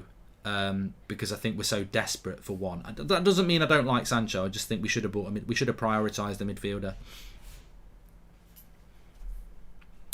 3 minutes to half time. If you want to get into the competition, the Goldbridge Saturday night takeaway, the link is in the video description for my Instagram page. Go to it, give me a follow, go to my last post, which is me on a bridge, comment with your favourite takeaway order, and at half time we're going to go through one and we're going to pick one or two, and then you will get PayPal'd the money to order it for yourself tonight. And of course that's not just for the UK, because PayPal is worldwide, so anybody could win that. Links in the video description. Give me a follow on Instagram, go to my latest post and type in what is your takeaway order, anything you want, and we'll pick out a couple of winners at half time, and we'll PayPal you the money after the game when I've finished. So there you go. Grealish worth... Mark, all you've done is moan so far, says Lime Tree. So? And? It's not a rule on I can't moan. It's not been a great game. What do you want me to do? Have a big smile on my face going, this is liquid football. It's shit football. It's crap, and the referee's awful. Lukaku has to come off for me. Sub Lukaku at half time is what I would say.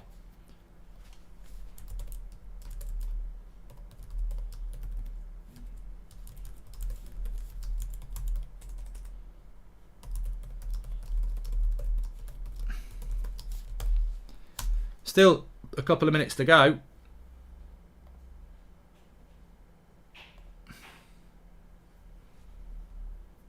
And I can't believe that's not a yellow card as well. I can't believe it. The thing is, I'm not really that person who says I told you so, I'm right. But I have been proved right. This referee is a bloody joke. He should have booked bloody Foden there.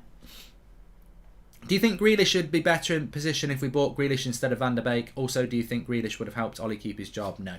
No, Mohamed. Manchester United's problem is in the midfield. It's not the Grealish position.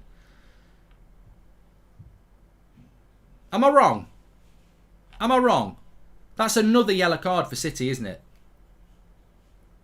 I can't believe how biased he has been on yellow cards. 2 for Chelsea. Man City have had none. And they've all done the same sort of fouls, really. But it's advantageous because if Kovacic does another foul, he'll send him off. That's a foul on Rudiger as well.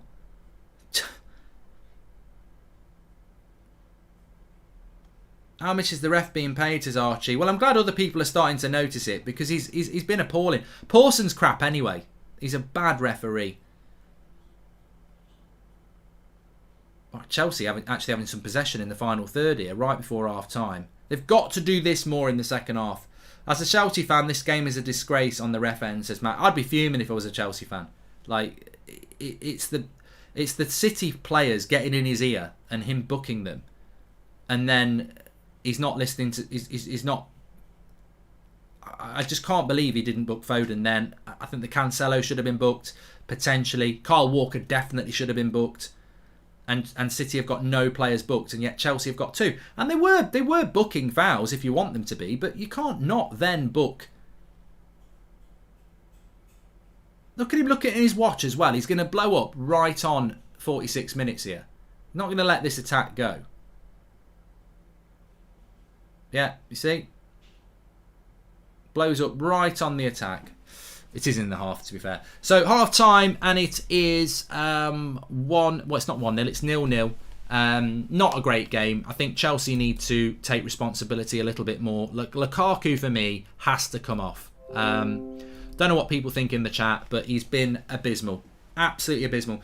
Look, he's living off scraps. He's in the graveyard shift. They're playing counter-attacking, partner bus football Chelsea. You can understand why they're doing that, but it's not working. They are going to get... Grealish should have scored. It should be 1-0 to Man City, and he'd have to change it anyway. They are inviting the pressure, and at some point Man City will get another Grealish chance and they will score. Maybe not Grealish, it might drop to somebody else, but a big chance. Lukaku is not holding the ball up, and he's been terrible. You'd be better off with Werner. I mean, Lukaku physicality okay for the long ball, but he's not holding anything up. He couldn't hold up a for sale sign, and in fact he would love to hold the for sale sign up. But no, he's been absolutely atrocious. He looks miles off. It's like playing with 10 men. And as I said, if you're playing in the midfield or you're playing at centre back for Chelsea, you're working your arse off. You're concentrating. It's relentless movement from City. People pulling you all over the place. When you finally do find a ball up to Lukaku, what does he do? Loses it within the first 2 seconds, and you're straight back under pressure again. That striker, you want them holding the ball up, winning a free kick, take a breather for 10 seconds. You want them running the channel, running it down, holding it up, giving it back to an attacking midfielder. Keep the ball a little bit of pressure off you. He's doing a terrible job, and I think the way this game's going, Chelsea's only outlet is to get a 0-0 draw. So they've got to change it at second half, and I think Werner might be worth a run out just for his pace. But I've not been very impressed with Lukaku at all.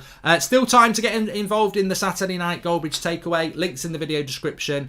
Follow me on Instagram. Go to my latest post. Put in the comments there. What would your ideal Saturday night takeaway order be?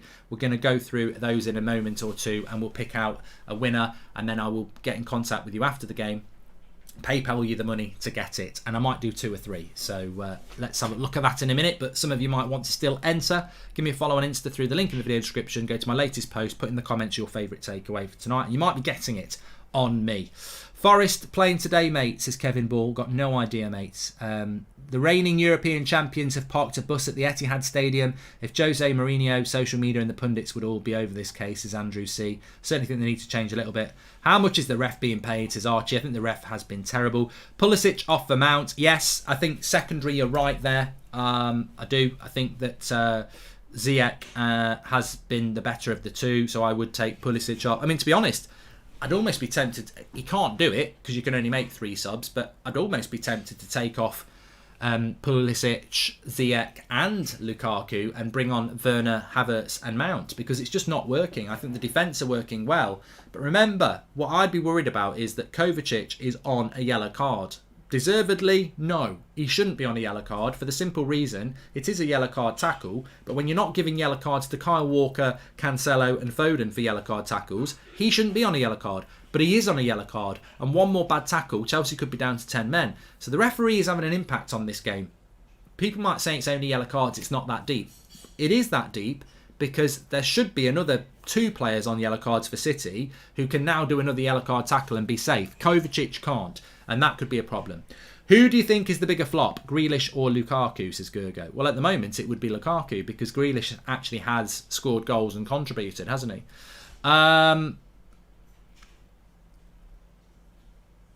Mark woke up on the wrong side of the bed. It's not. It's just this is what I'm like on a match day. I'm feeling a bit tense. Do you watch the women's football, Mark? 4-0? No. Matty Ross, I don't. And Alonso is on a yellow too. Yes. And commentator said empty had, says SA. Doesn't Lukaku have more goals than Grealish though, says Mario G. And who is the best ref in the league in your opinion, says Toby. Well, I won't know their name, because basically a referee should be somebody that you don't get to know their name of. If you don't know referees' names, then that probably means they're not that bad. Stop moaning about ref. Are you a Chelsea fan or you just can't stand Man City, says Centurion's 100 points? I can't stand cheating, mate, basically. Simple as that. I really want pizza for my family, says Lazar. And the refs in the Prem are shocking, says Paul. Any news on the United's lineup against Villa? There was some silly rumour going around before that Varane was injured, but I've got absolutely no news coming through at all about that. And Ronaldo's the one that I would keep an eye on. So, yeah.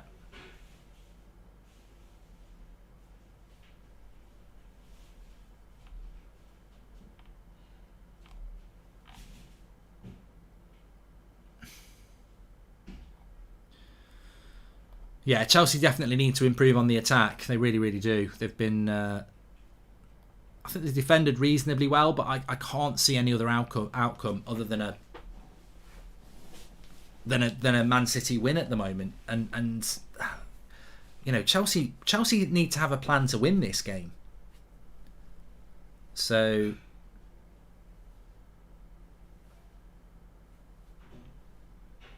they've got to find a solution at half-time. And Thomas Tuchel, look, I'll go back to that game was it at Spurs? Probably in the autumn time. 0-0 at half-time. Quite an equal game. Tuchel made some changes and they could have won 4 or 5-0 in the second half. So I'd be surprised if he doesn't make changes at half-time. He's not a man. I mean, at United, we've even under Ranić, even under Mourinho, especially under Ollie, it was almost like, you've done bad in the first half, lads. Go and show me you can do better for 15 minutes. Whereas I think Tuchel's one of those coaches who, right, you've had your chance. I'm making the changes now. Opinions on Brighton this season. They drew again last night, didn't they? So, interesting result. Saturday takeaway, says Ezo. I won't forget. Don't worry, but we're talking about football. It's not going to take me long to go through some takeaways, is it? Your opinion on current Barcelona? Don't know. Don't watch the Liga. It's a has-been league at the moment. When it gets back to being worth watching, I might take some note of it. Ziyech out and Werner in, says Akash. Is it worth keeping Lukaku on just to see if he can get any better? He can't get much worse. The thing about a game like this is when you're going to have very limited possession, you've got to look after the ball. You can't have a bad first touch. Your passing can't be off. It's got to be on all the time.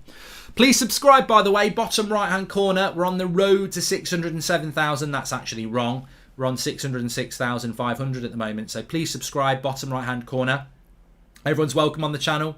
It's never all about just, not having an opinion. We do disagree. That's what it should all be about. It's not personal. We are going to disagree. That's what it's all about. Bit of a debate. North London derby tomorrow. Massive game. At the moment, it's still on. Looking forward to it. But please subscribe. Bottom right hand corner. Everybody's welcome here. Doesn't matter who you support. I'm being called a Chelsea fan and I'm clearly not. What's the game been like, Mark? Just joined in, says Matty Ross. Dominant from Man City possession-wise. Chelsea playing on the break. Part the bus, whatever you want to call it. Lukaku unable to hold the ball up. So it's just domination from Man City with the possession. Grealish should have made it 1-0. But there's not been chance after chance after chance. It's not been a great game. If you like City's brand of football, you probably quite enjoy it. If you're like me and you find it hard to watch, it's hard to watch. But the referee's been poor. Not on the big events, but he's basically booked 2 Chelsea players and then not booked 3 City players for similar types of fouls, really. So the referee is certainly one to watch anyway because he's crap. But so far, they're not game-changing decisions. It's just a bit of bias. The reality is I think Chelsea need to change. I've seen Chelsea play Man City and play very, very high up the pitch. The plan today is obviously to play deep and hit on the break, but at the moment it's not looking good. Chelsea losing points is good for United, says Saham. You don't have to be a Chelsea fan to see what terrible refereeing looks like, says Salman. Pratt's telling you to stop moaning on your own channel. Love you, Mark, says Salman.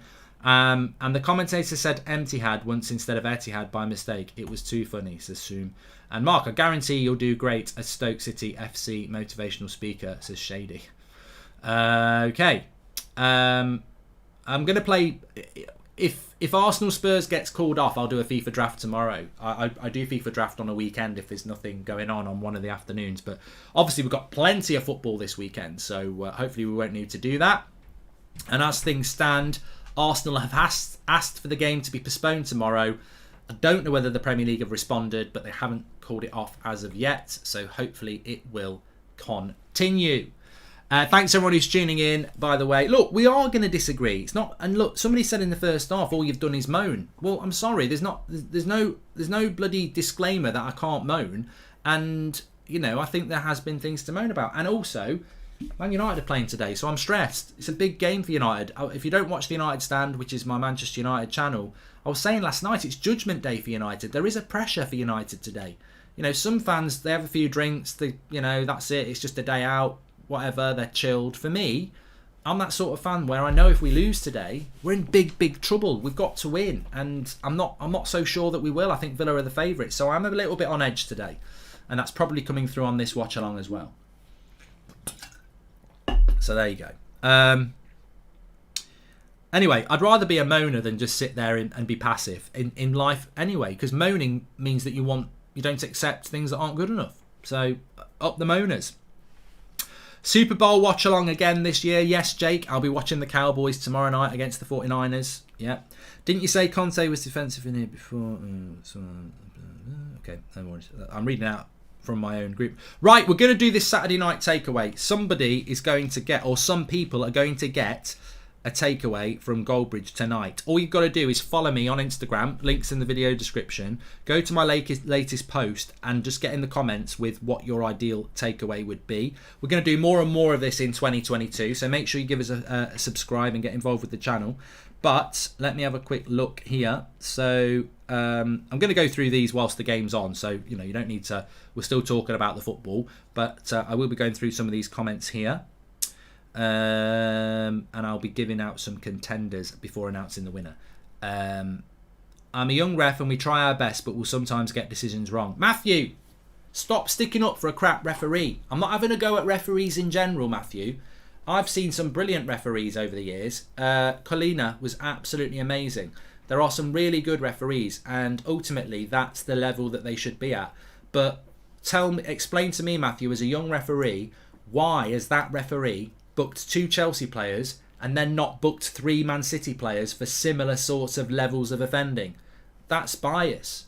And also, with Alonso, I don't think he was going to book him because it was so early in the game. But Man City players run towards him, and he books him. And also, the tackle by Sarr on Sterling in the box, 3 or 4 Man City players run towards him for a penalty when it's a clean tackle. He's being manipulated, and it's horrible to watch. Even as a neutral, it's horrible to watch. It must be horrible for Chelsea fans to watch that level of refereeing. Look, people will say it's not that deep, it's not cost them a goal, but what about if Kovacic does another yellow card foul? He's off. And people will say, well, it is right, there were 2 yellow cards, but the problem is he probably shouldn't have a yellow card, because if he was being treated like Foden was, he wouldn't have a yellow card. So it has an impact. It has an impact, and it's very frustrating. And yes, a lot of this frustration is because I'm just so tense for Villa today. Manipulating the ref happens always. Come on. Yeah, and City are masters of it. And the thing I don't like about City, and they're worse than anybody else, was that penalty, which wasn't a penalty, where Sarr makes the tackle. They're on the pitch. They know more than we do. When you're playing a football match, you can see better than what you can see on the telly. They'll know it's not a penalty, but they still run to the ref going pen, pen, pen. What sort of mentality is that? City are worse. They're the worst at it, in my opinion. You might say others, but I think they're the worst. Okay, right. I'm going to go through some of these comments whilst we're also taking some of your comments. You're not neutral, says Sam. Mate, I predicted Man City would win the league before a ball was kicked, so you can take your City hate and shit on it. Aki says chicken tikka masala with garlic naan and a chicken biryani. I like that one. That's a contender. Premier League winning mentality, says Sam. I can't believe how many people are starting to support City now. It's unbelievable, isn't it? Unbelievable. I'm always proud that when I started supporting United in the 80s, we weren't winning sod all. So if I wanted to be a glory fan, I'd be a Liverpool fan. So I think it's a horrible way to be, to start supporting a club just because they're winning things. But it's happening with City. It is happening with City. It used to happen when I was a kid as well. I grew up in Nottingham. There was a lot of people who supported Liverpool, and it wasn't because they liked Crown paints. It was paint prats. It was because they were winning everything. So I can't. How can I be a glory hunter, Ayan?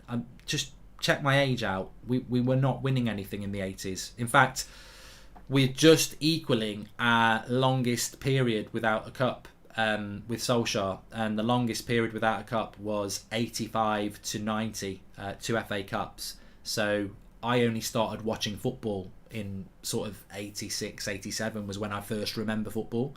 So my formulative years of United was we won fuck all. So, I'm not a glory fan at all. You are. If you support City, you're 100% a glory fan. 100%. 100%. You've logged onto the internet, you've looked who's top of the league, and you've said, Mum, get me a light blue top with De Bruyne on it. You are 100% a glory fan if you support City. No, I didn't, Dean, so you're blocked. Bye-bye. You can't put lies out. I'm more than happy to have an opinion and have a debate with somebody, but I can't deal with lies because they're lies. So I can't have the debate with somebody who wants to lie, because if you're lying to win an argument, you've lost the argument. Simple as that. Dominic says, I'm just tuning in. Thoughts on the Chelsea this match? I think they've played too defensive. Second half's just kicked off. I think he's not made any subs either, which is surprising from Tuchel. I thought he would have made subs. I think they're playing too defensive, and if they continue to play defensive, City are going to score at some point. So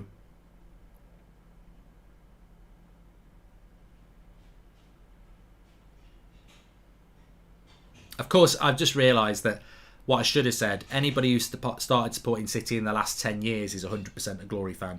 City used to fill out a 30,000 capacity main road when they're in League One before they had money. So there is a certain amount of City fans that are City fans, but obviously the massive increase of City fans in the last 10 years, they're all glory fans. Oh, he's done it again! Bloody Lukaku again! They're on the break again and he passes it to a City player. Absolutely trash. Look at Sterling there. Sterling's a bloody joke, isn't he? He needs to be sponsored by Speedo.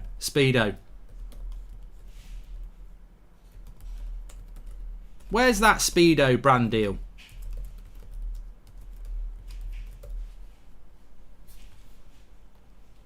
He should be booked for that. He should be booked for that. He's thrown himself on the floor to try and win a penalty. When are they going to start booking people for blatant diving? Lovely by Kovacic. In Lukaku. Come on.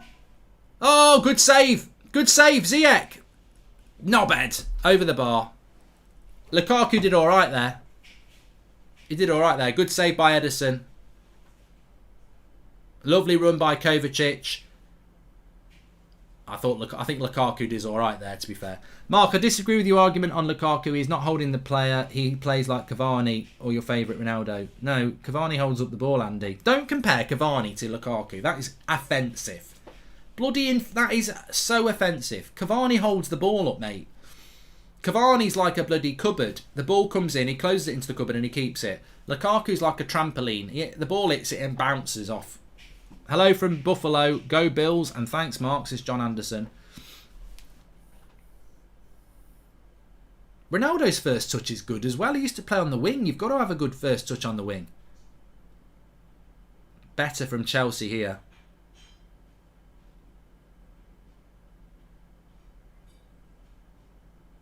Lovely ball by Foden.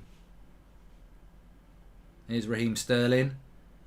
As soon as he gets to the box, gets ready, look. I knew he wouldn't put that cross in. Well done by Kepa. Chelsea got to be careful here. Better start to the second half.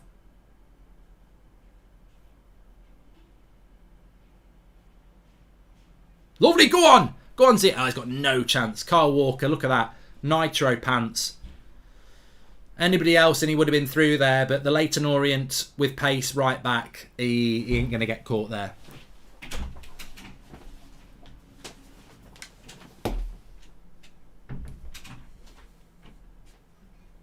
Oh, Pulisic. Why didn't he slip Kante in then? No, Chelsea being wasteful here. Wasteful. They're ignoring simple passes. Pulisic could have slipped Kante in. He could have slipped in Azpilicueta. Alonso thinks he's going to score a bloody worldie from there. Look at that from Sterling. That's a disgrace. That's a yellow card. Absolute disgrace.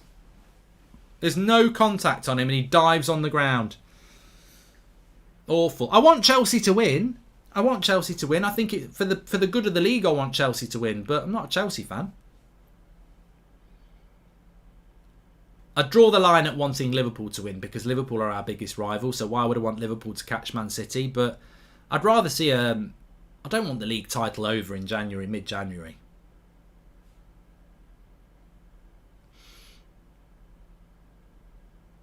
But Man City will win the league anyway. Even if they don't win today, I think they'll win the league. And I predicted it before a ball was kicked. And a lot of people were like, no, it won't be that. It won't be them. It'll be Liverpool.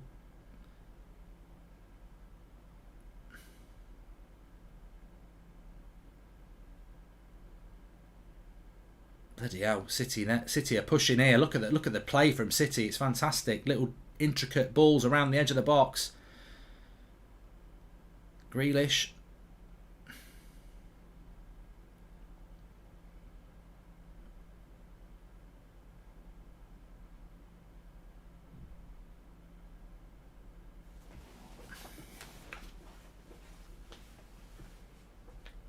I think a lot of people were saying Chelsea would win the league, apparently. I don't think Man City was everybody's pick for the league, but for me, I think it was very obvious that they would be favourites. I am worried about the Villa game, yes, definitely. Please subscribe, by the way, bottom right-hand corner. You're very welcome on the channel, everybody. We always have good debates. We don't always agree.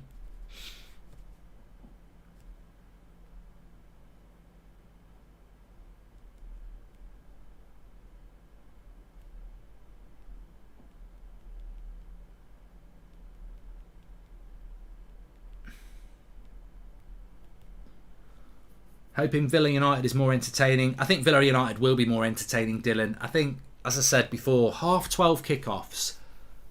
They've been around for years. I remember 12:30 kickoffs in the 90s, and they're difficult. I mean, it's not to say you can't have a good one, but they especially when it's between two good teams. Lovely cross by Grealish there. No one attacking it. They can be a bit stale. United Villa won't be stale because Villa are underdogs, but they're not underdogs. It's United at Villa Park. Villa have been playing very well. They've got 2 new signings. The crowd will be rocking, and United are vulnerable. So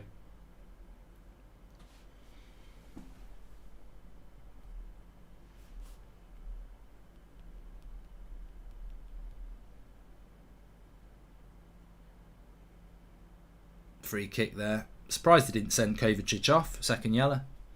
Good free kick position for City. Edge of the box.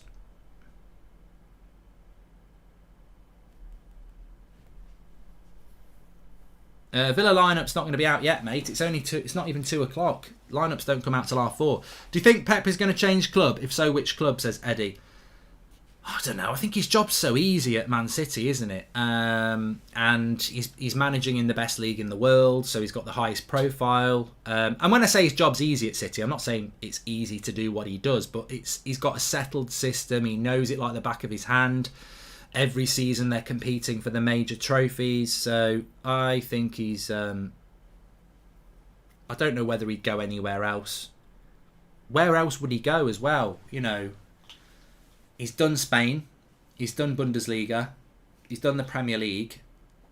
You could say go Serie A, but if he goes to Serie A, well, he's going to have to work a bloody miracle to win a Champions League there. He could go to PSG.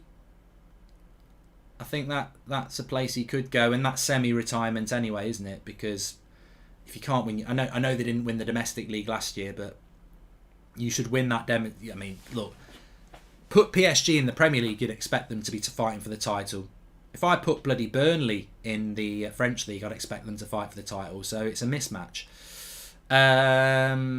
Would he fancy the national job at Spain? You know, again, that's semi-retirement national football, isn't it? So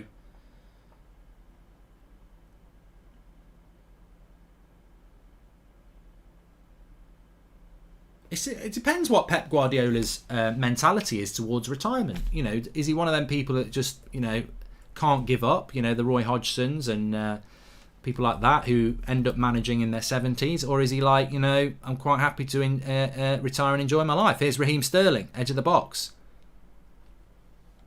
He's only 50 years of age, Pep. Penalty. No offside.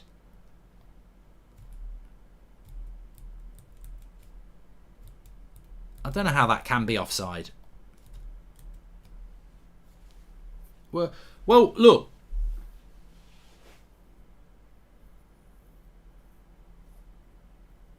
Kyle Walker. And again, it's another dive. I think Sterling should be booked. At what point will they book? At what point? Seriously, though.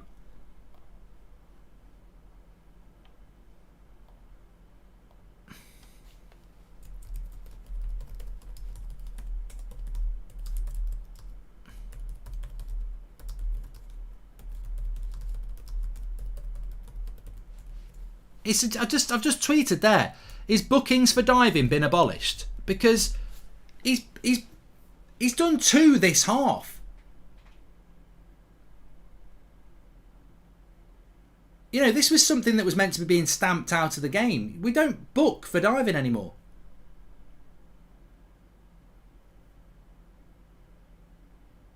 City are going to score. Chelsea are all over the place. Chelsea are like hungover.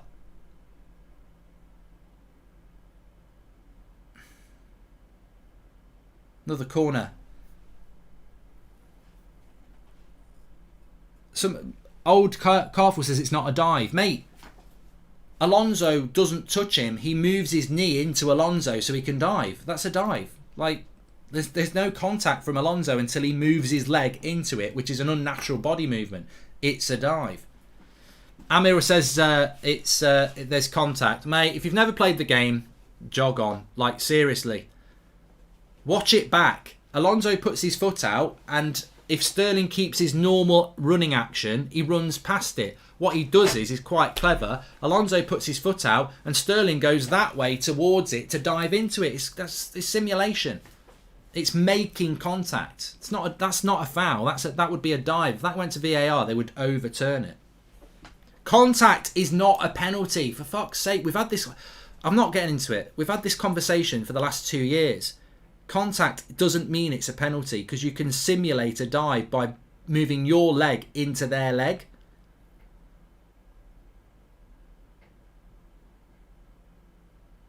Anthony Martial last season, Mo Salah last season, they both had penalties not given on VAR review, even though there was contact, because it was felt that they'd simulated the contact. You either understand the rules or you don't. You might not like my opinion and you can definitely disagree with it, but you need to understand the rules because these are the rules of the game. Sometimes I have to put my hand up and say, I don't know what, I really don't know what a handball is in football anymore. I don't understand it. And, you know, I try not to be too opinionated on it because I just don't understand the handball rule anymore. But the penalty, the contact in the box rule, it's not just contact. How many penalties have you seen not given because VAR says the contact wasn't enough or whatever? You know, not every penalty gets given just because there's contact. And you're a fool if you think it does. So you can get moody and argumentative all you like. You know I'm right. Now that should be a yellow card. Why is De Bruyne not booked there?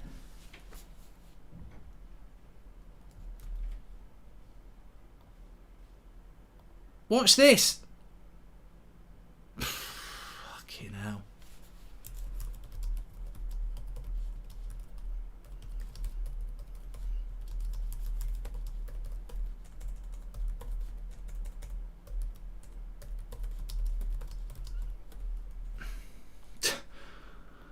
He's done it again. He's done it again.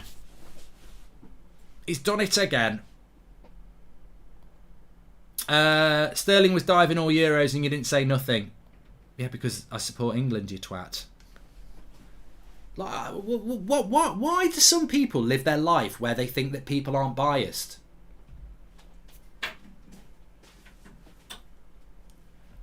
Must be a robot. You belong in that film with Will Smith, I, Robot. Sterling got a penalty versus Denmark for another dive. Yeah. And?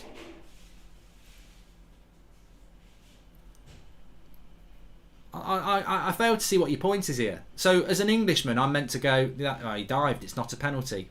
Screw, piss off. Like, to be honest with you, if Ronaldo gets us a penalty tonight, I'll celebrate it. It's called red tinted glasses. I haven't got any tinted glasses on. I don't really care who wins this game, so I will judge it unbiased. But if it's Man United and that's Ronaldo and we get a penalty, I'm not going to write a letter to the Premier League. I am a Manchester United fan and I'm disgusted that you gave us a penalty that won us the game at the weekend because really, it's just not on. It's not on. I think some people are really difficult to understand. Like, why are you moaning about Sterling diving in a game that's neutral to you when you said it was a penalty when he played for England? Because I support England. I'm biased. I don't support Man City, so I'm going to be unbiased.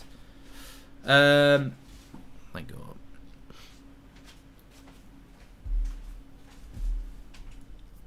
No, it's not. No, Astro, it's not contradicting itself. It's just you're a bit thick. You can't understand what I'm saying. Like, basically, when you watch a game of football and you don't have a bias, you can watch a game of football and go, the referee's not being fair there. That's a dive. That should have been a penalty. You watch a game. This is why I love doing this channel, because I can be opinionated on a game without... In fact, sometimes I enjoy it more because I'm like, it's a game of football where I can just judge the football. When I'm watching Manchester United, I'm biased. If you're an Arsenal fan and you're watching Arsenal, you're biased. Like, Arsenal fans at the moment are going, the game should be postponed because they're Arsenal fans. I guarantee you, if it was Spurs doing it and Arsenal were ready, they'd go, no, the game should go ahead. I got no problem with Arsenal fans wanting the game to be postponed tomorrow because they're being biased, because they know that they're weakened, it's a big game for them, they'd rather not play it. If it was the other way round, they'd be like, no, I want the game to play, it should be being played. You surely, in any sport, if you support a team passionately, you're going to be influenced by bias. Is that not the whole point of supporting a team? Stephen says, Ralph out of the manager's role at Manchester United. The players are openly embarrassing him and his methods and tactics. Job too big, says Stephen. Well, I'm going to be talking about it on the United Stand in a little bit. Lovely run by Grealish. I can't believe he's given a free kick. Fellaini and Scheidlin, what's your point? Says Mel. This is a free kick. This is not a free kick for Grealish. Watch this. He loses his balance. There's no one near him. It's a blatant dive. I can't believe how bad this ref is. There's no contact.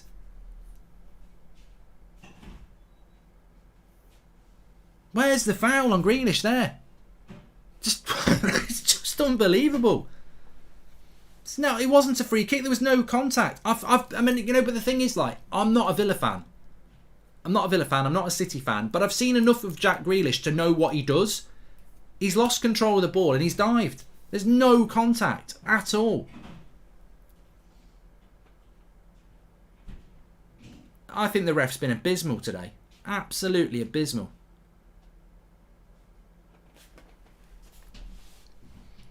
My only surprise is that he didn't book Azpilicueta.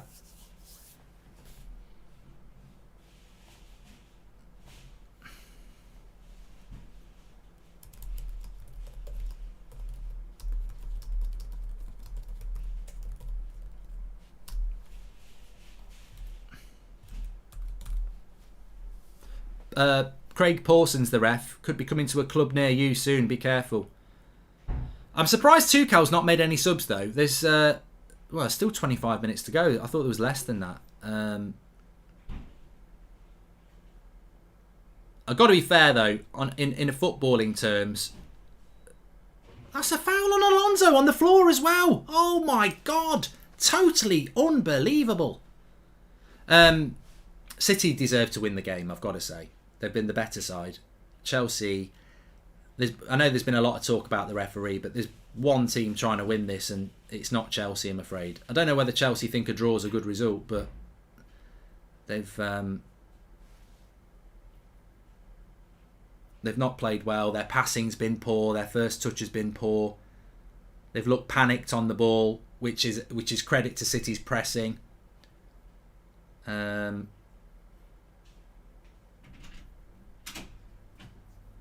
Still time to improve, but yeah.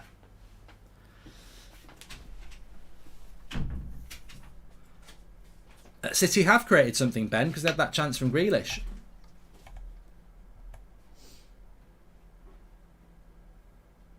The Real G says, please don't change your mind on the Villa game today. What? In relation to my prediction?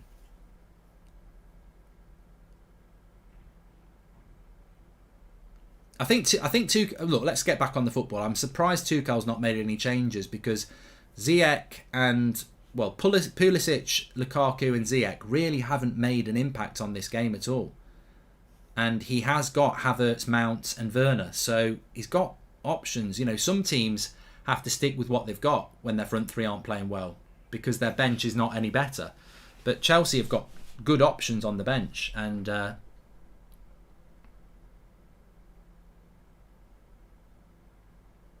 surprised they haven't made them. I mean, see there, totting up. De Bruyne has made 2 fouls now, and he still hasn't booked him. That's what Tuchel's saying. I'm telling you.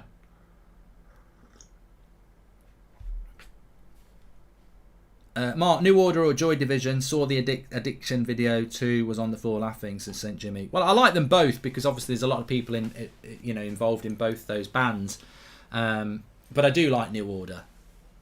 I'm not a big fan of Blue Monday by New Order, even though it's a classic. It's okay. I prefer some of their other stuff, really.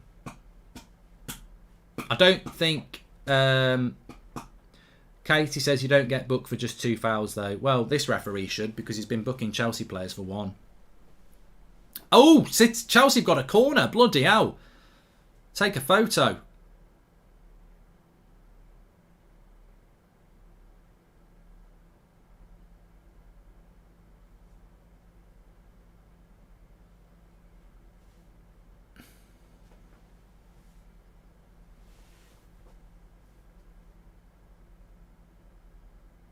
Is he given a free kick for that?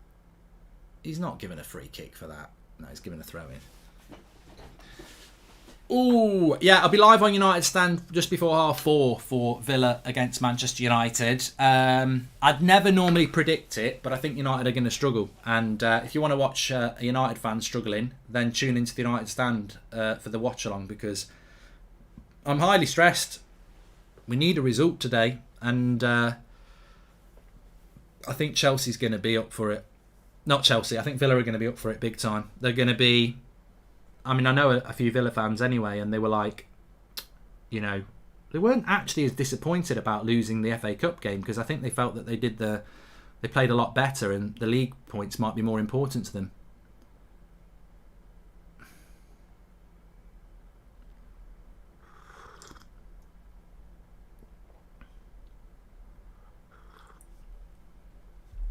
I'm going to do the giveaway winner, Jack. Don't worry about that. I've got my eye on a few. I just want to have a look at a few more. How is that not a... If City go and score now, it's on the ref.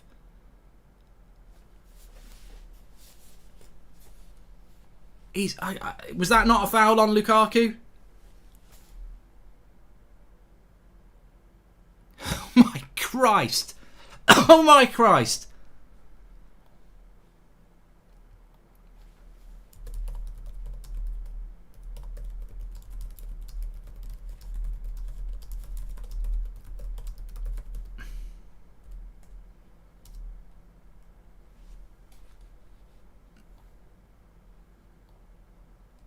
Pulisic is coming off of Werner. What team do you think has played the best and most exciting football across the whole Premier League era, says Jordan Brown? Well, I'm going to be biased. Can I be biased, please? Please, can I be biased? To biased haters, I'm going to say Manchester United, of course I am. But if I can't pick Manchester United, I think it's a good question, actually, because I'm always going to say United.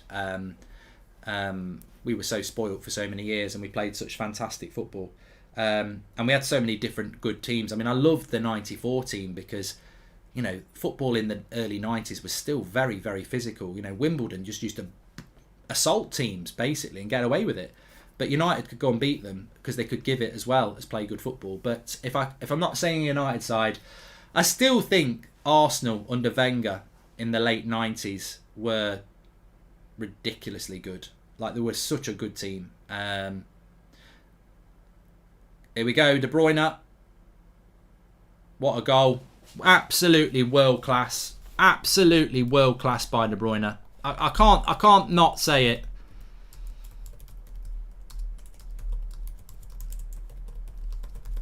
It's just world class. Absolutely world class. I can't say anything else. Kante tries to foul him. He drives forward and curls it into the bottom right-hand corner. And that, I'm afraid, everybody, or maybe you're happy about it, I think that's the league title. Won in January. Is that good for the league? No. Do City deserve it? Yes. But again, another boring league campaign. Unless you're a City fan. Just too good. They're just too good for everybody else. And consistently good. Kepa can't get near it. World class finish by De Bruyne. He rode the tackle of Kante.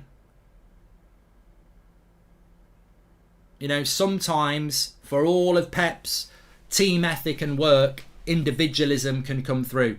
And this is the difference between a Manchester United and a Manchester City, because Manchester City are where they are because they play so well as a team with so many different players. Whereas Manchester United rely on that individualism. That's an individual goal by De Bruyne, which most of City goals aren't individualistic, but they can still produce those moments. And it's a fantastic goal by De Bruyne. And it is the title done in mid-January, which is massively, massively disappointing if you are somebody who wants to see I thought at one point we might see a three-way football. I'm not on YouPorn. I thought we might see a three-way at one point, but unfortunately, City have just been too good again. Although there was half a chance there. I think Azpilicueta should have shot. So 1-0 to City. 20 minutes to go. Chelsea going to have to open up now.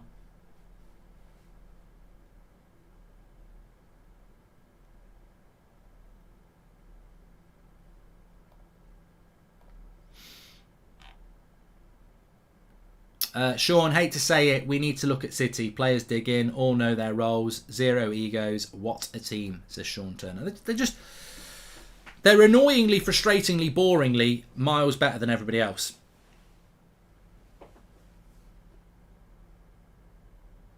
And I hate it that we've got a league title that's done in mid-January. And they're a very frustrating team to watch. But look, I'm older than a lot of you, and the reality is that teams that frustrate you tend to be teams that are winning, and when your team isn't. So any Man City fan should take it as a compliment. We used to have it with United. Everyone hated us because we used to win.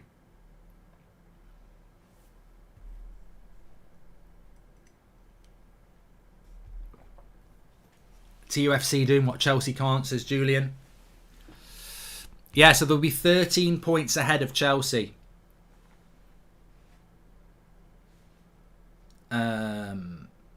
Lewis says City don't deserve it though. Well, they do. Of course they do. Whether I like City or not, they do deserve it. They're not. It's not my style of football. I don't like it, but they totally deserve it. We're only 10 subscribers away from 607,000. Only 10 away. So please subscribe. Bottom right hand corner.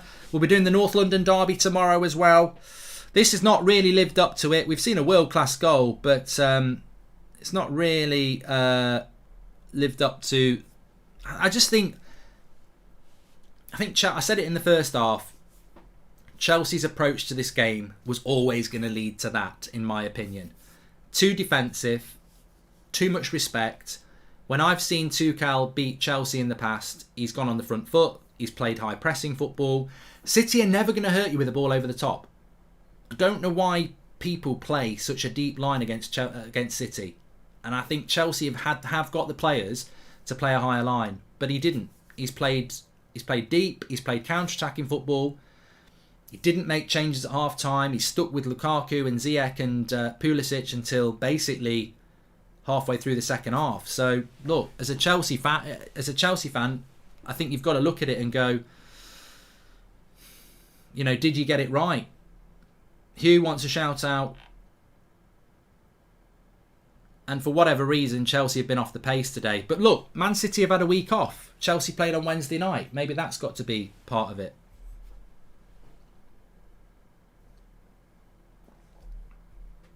Thanks for subscribing, Shay.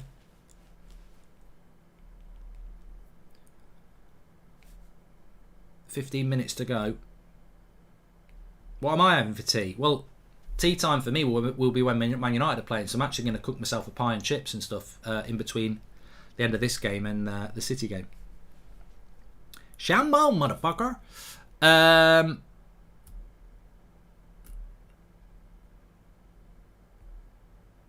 Brighton play Chelsea on Tuesday night. That won't be an easy game for Chelsea. I mean, Chelsea could get pulled in to a top four race. They might not like me thanking them for saying that, but they're on 43 points. They've played 2 more games than Arsenal. They've played 4 more games than Spurs. So 3 more games than United. I mean, look, I don't think Chelsea will get pulled into a top 4 race, but a couple more bad results than they could do.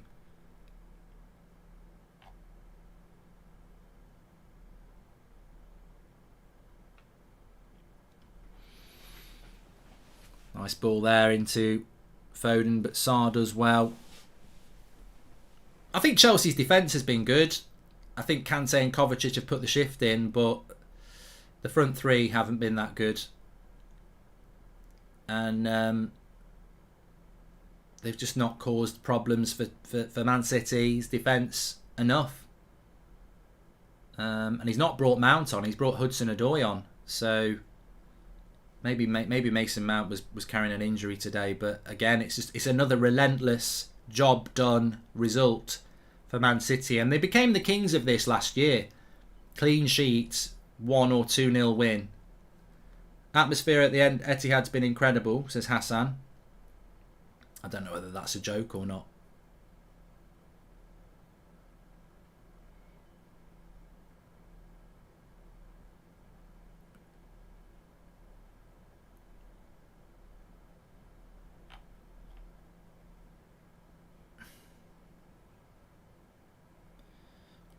Still time for Chelsea though, 15 minutes. You know, Man City might just show them a little bit of respect and sit back a little bit more now. And you never know. It could lead to something, but the break is always on for City. And Foden there.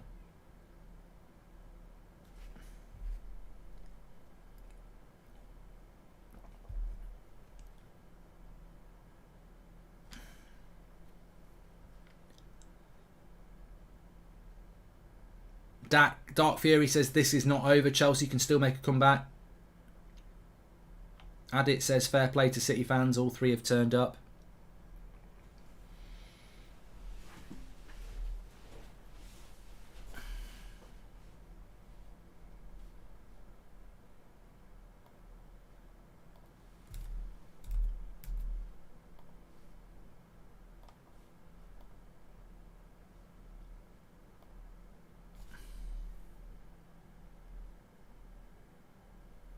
Kante, good cross. Oh, Werner. You see, that's the trouble with Werner. He's got to attack that front post quicker. Has to attack it quicker. It's a good cross this by Azpilicueta, and Werner's just got to get on his skates a little bit more there. Somebody just said that. Just looking on Twitter, actually, somebody said that Kepa should have saved that. I think I think some people look at a goal and go, it's not in the top corner, it's not in the bottom corner, so it's savable. I always look at the keeper, and maybe his positioning wasn't great, but the reality is I don't think it was bad, and he's at full stretch. So, you know, that's a yellow card. But look, City deserve to win this game, and I don't know why City fans are getting involved in the argument that the ref has been shit. Like, how is that not a yellow card on Bernardo Silva? Like, City deserve to win this game, and I get the bias that they'll go, "I'll shut up moaning about the ref." I'm not talking about Man City. I'm talking about the ref. He's been absolutely shit, unbelievable. How crap he's been in giving out cards. But City deserve to win. I'm not saying City don't deserve to win. Unfortunately, he's not made a decision that's actually changed the course of the game. But if I was the referee monitor, I'd be speaking to him on Monday morning and I'd be saying, right, I've got a few examples here. You booked 2 Chelsea players, that's fine. Now explain to me out of these 5 City fouls why you didn't book any of them. That's what should be happening. That's how people should be being, you know, spoken to on a Monday morning if they're being if they've got correct terrible cross by Hudson-Odoi. City too strong for this league, says Jam. If City are too strong for this league, they're too strong for any league. There's no league in the world that's going to get near City.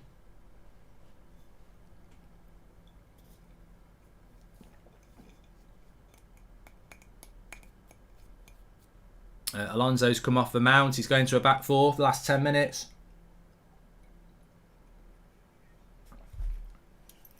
I did predict a draw. You never know. Could be a draw. Gotham City.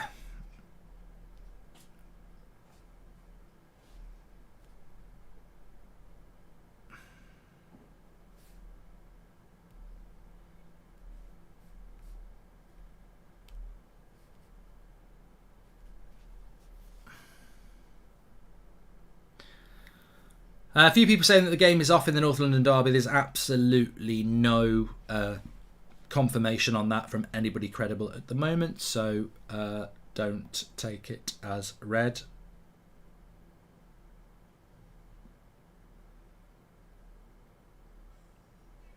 Oh, I've actually take that back. There are now rumours that it is going to be called off. Confirmation expected shortly. I'll put a tweet out.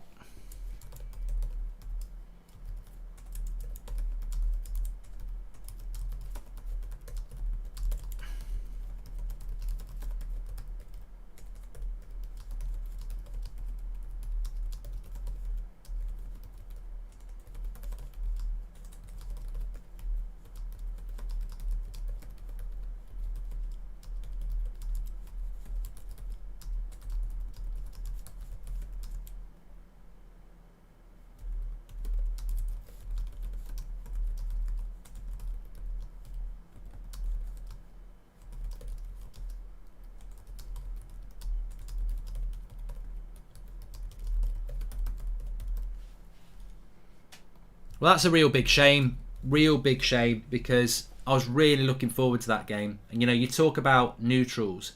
I was really looking forward to that game tomorrow. But, you know, I'm not an Arsenal fan, I'm not a Spurs fan. Just as a neutral, I was looking forward to watching that. So, you know, it's a bit like you're going to watch a good film tomorrow and they cancel it, isn't it?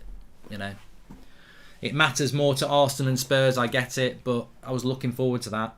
Really was. So, you know, Tactical says Arsenal have got 12 available players. It makes sense.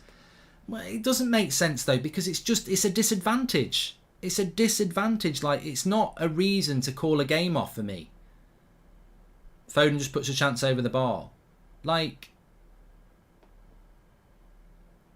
I totally get it from Arsenal's point of view. We've only got 12 players available, but you're telling me in Premier League history there's never been a game where a team's got loads of people out injured or suspended? There'll be loads of precedents. The problem is the Premier League has set a precedence now where they're letting teams cancel games because of injuries and suspensions, and we're going to get more and more of this. You know, the Premier League was nearly going to have an enforced winter break because of COVID. We're now getting games called off because of non-COVID issues. We've never had this in 30 years of the Premier League. We've never had games getting called off because of injuries and suspensions in the AFCON. And now we're getting games called off because of the AFCON and injuries and suspensions. It's wrong. It's absolutely wrong. And the Premier League are to blame, not Arsenal, because it could be any club.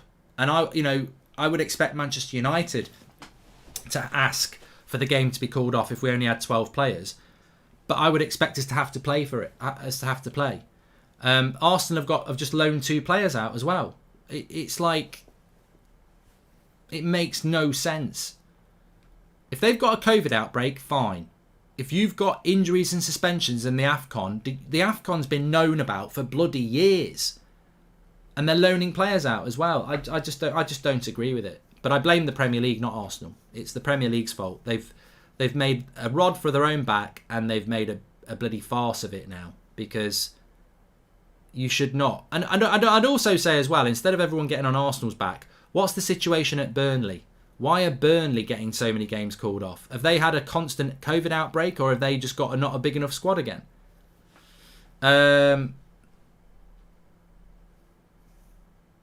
Grealish with a shot. Kepa keeps it in. Mark, I saw West Brom's Callum Robinson in Selfridges in Birmingham without a mask, and we wonder why so many football games are being called off, says Simon Jones. Yep. Footballers are prats though, mate. Like, there's some nice footballers, there's some prats, arrogant footballers who think they're above doing whatever they want. But if they want, if they don't want to wear a mask, they don't want to wear a mask. Premier League, best league in the world and most competitive. City won most league over 10 years. I do think we've got the best league in the world, but I think there's a team that we're watching here that's just better than everybody else. We've still got 5 minutes to go, but I've got to announce a winner for the takeaway. I've got to do it, so I'm going to do it in the last 5 minutes.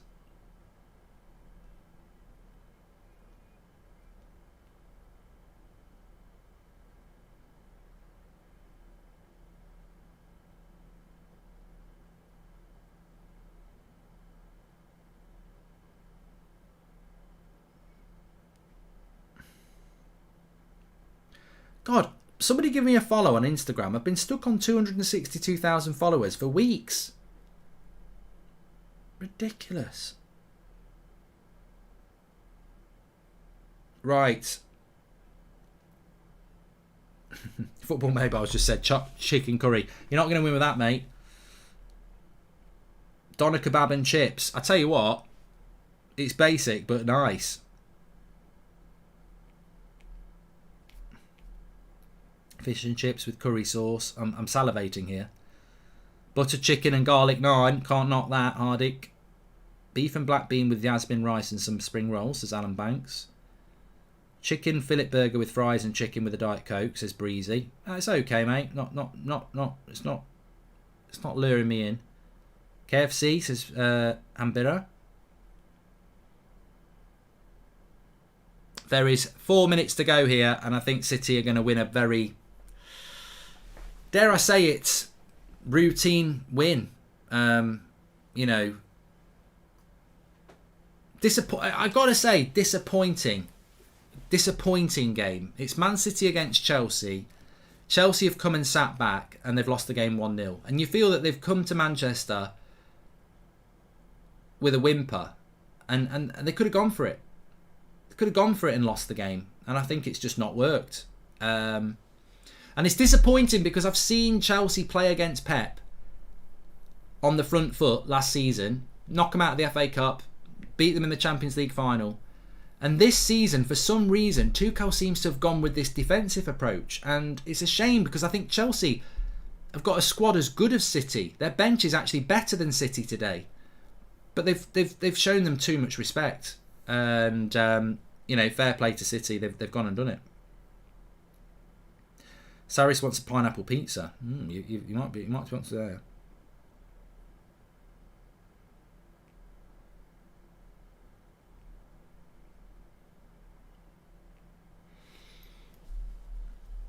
It's been confirmed that it's postponed. Apparently, says Jaden. Let me just have a quick check.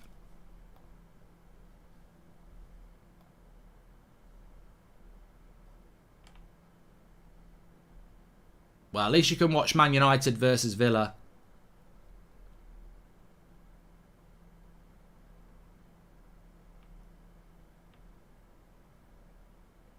On the United stand at 5:30. I'll probably do a FIFA draft tomorrow afternoon because I don't think there's a game tomorrow I'd want to do.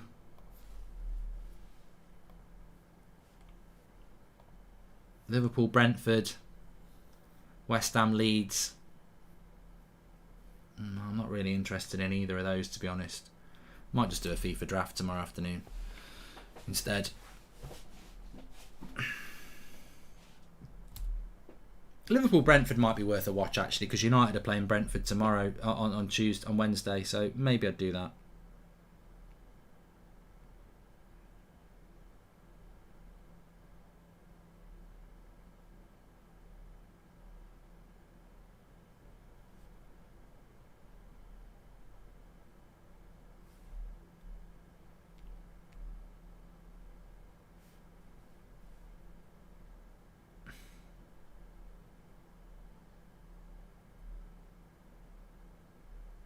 Right, we've got a winner.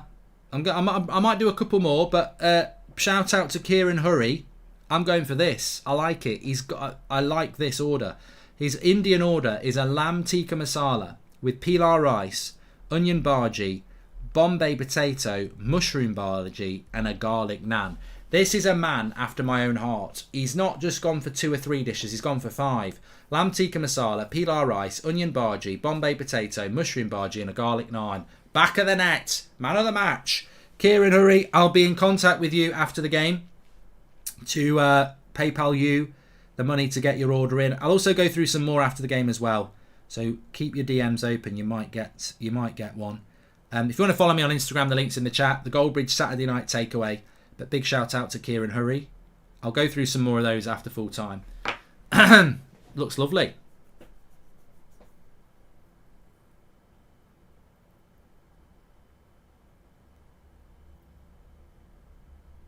Brentford are playing Manchester United on Wednesday night.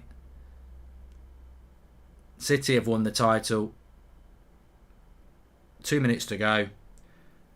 Please subscribe, by the way. Bottom right-hand corner. We're only 10 away from 607,000, so thank you. North London Derby, which we've been talking about all week, is off, which is a real big shame.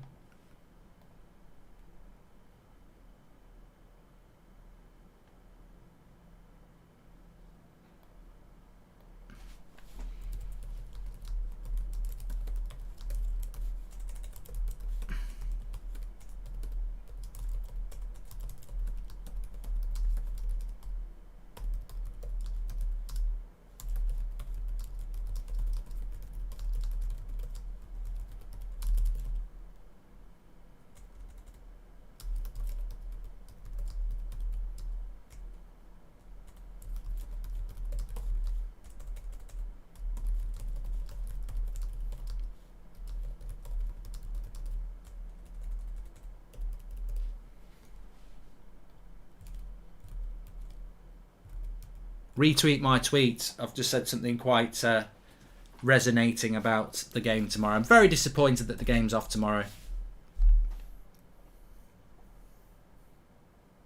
And it's another game in hand for Spurs. I mean, the Spurs situation is starting to annoy me as a Manchester United fan, because you look at the league table and they'll have 2 games in hand on us now.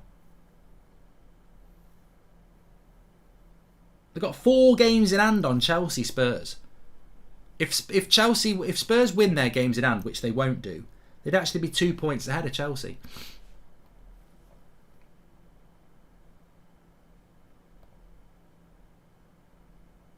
Final whistle, City win 1-0. That's the title. They may as well bring the league title out. Absolutely comfortably. I mean, I said that I did predict they'd win the league in before a ball had been kicked. I didn't think they'd win it so easily, and there must be an element of boredom as a Man City fan. I don't know. I mean, I'm thinking back to when United used to win it, and it's great when you win, but I think back to some of the leagues we won when it was too easy, and you know, you always want to win. And it's always nice when you win, but the best titles we won were the ones like where it went to final day, or you really were up against a worthy competitor. And for the second season in a row, they've just won it too easily. And yeah, but more disappointing than North London Derby being off tomorrow. I'm really gutted about that one, but it is what it is. I'm going to be live on the United Stand at 4:30. Thanks everyone for watching. Enjoyable stream as always. Game wasn't great, referee was poor, but fantastic goal to win the game by De Bruyne. Chelsea just got the tactics wrong completely, in my opinion. But thanks everyone for watching, and I'll see you on the United Stand at 4:30. Massive game. I'm worried about it. I think Villa might be the favourites. Speak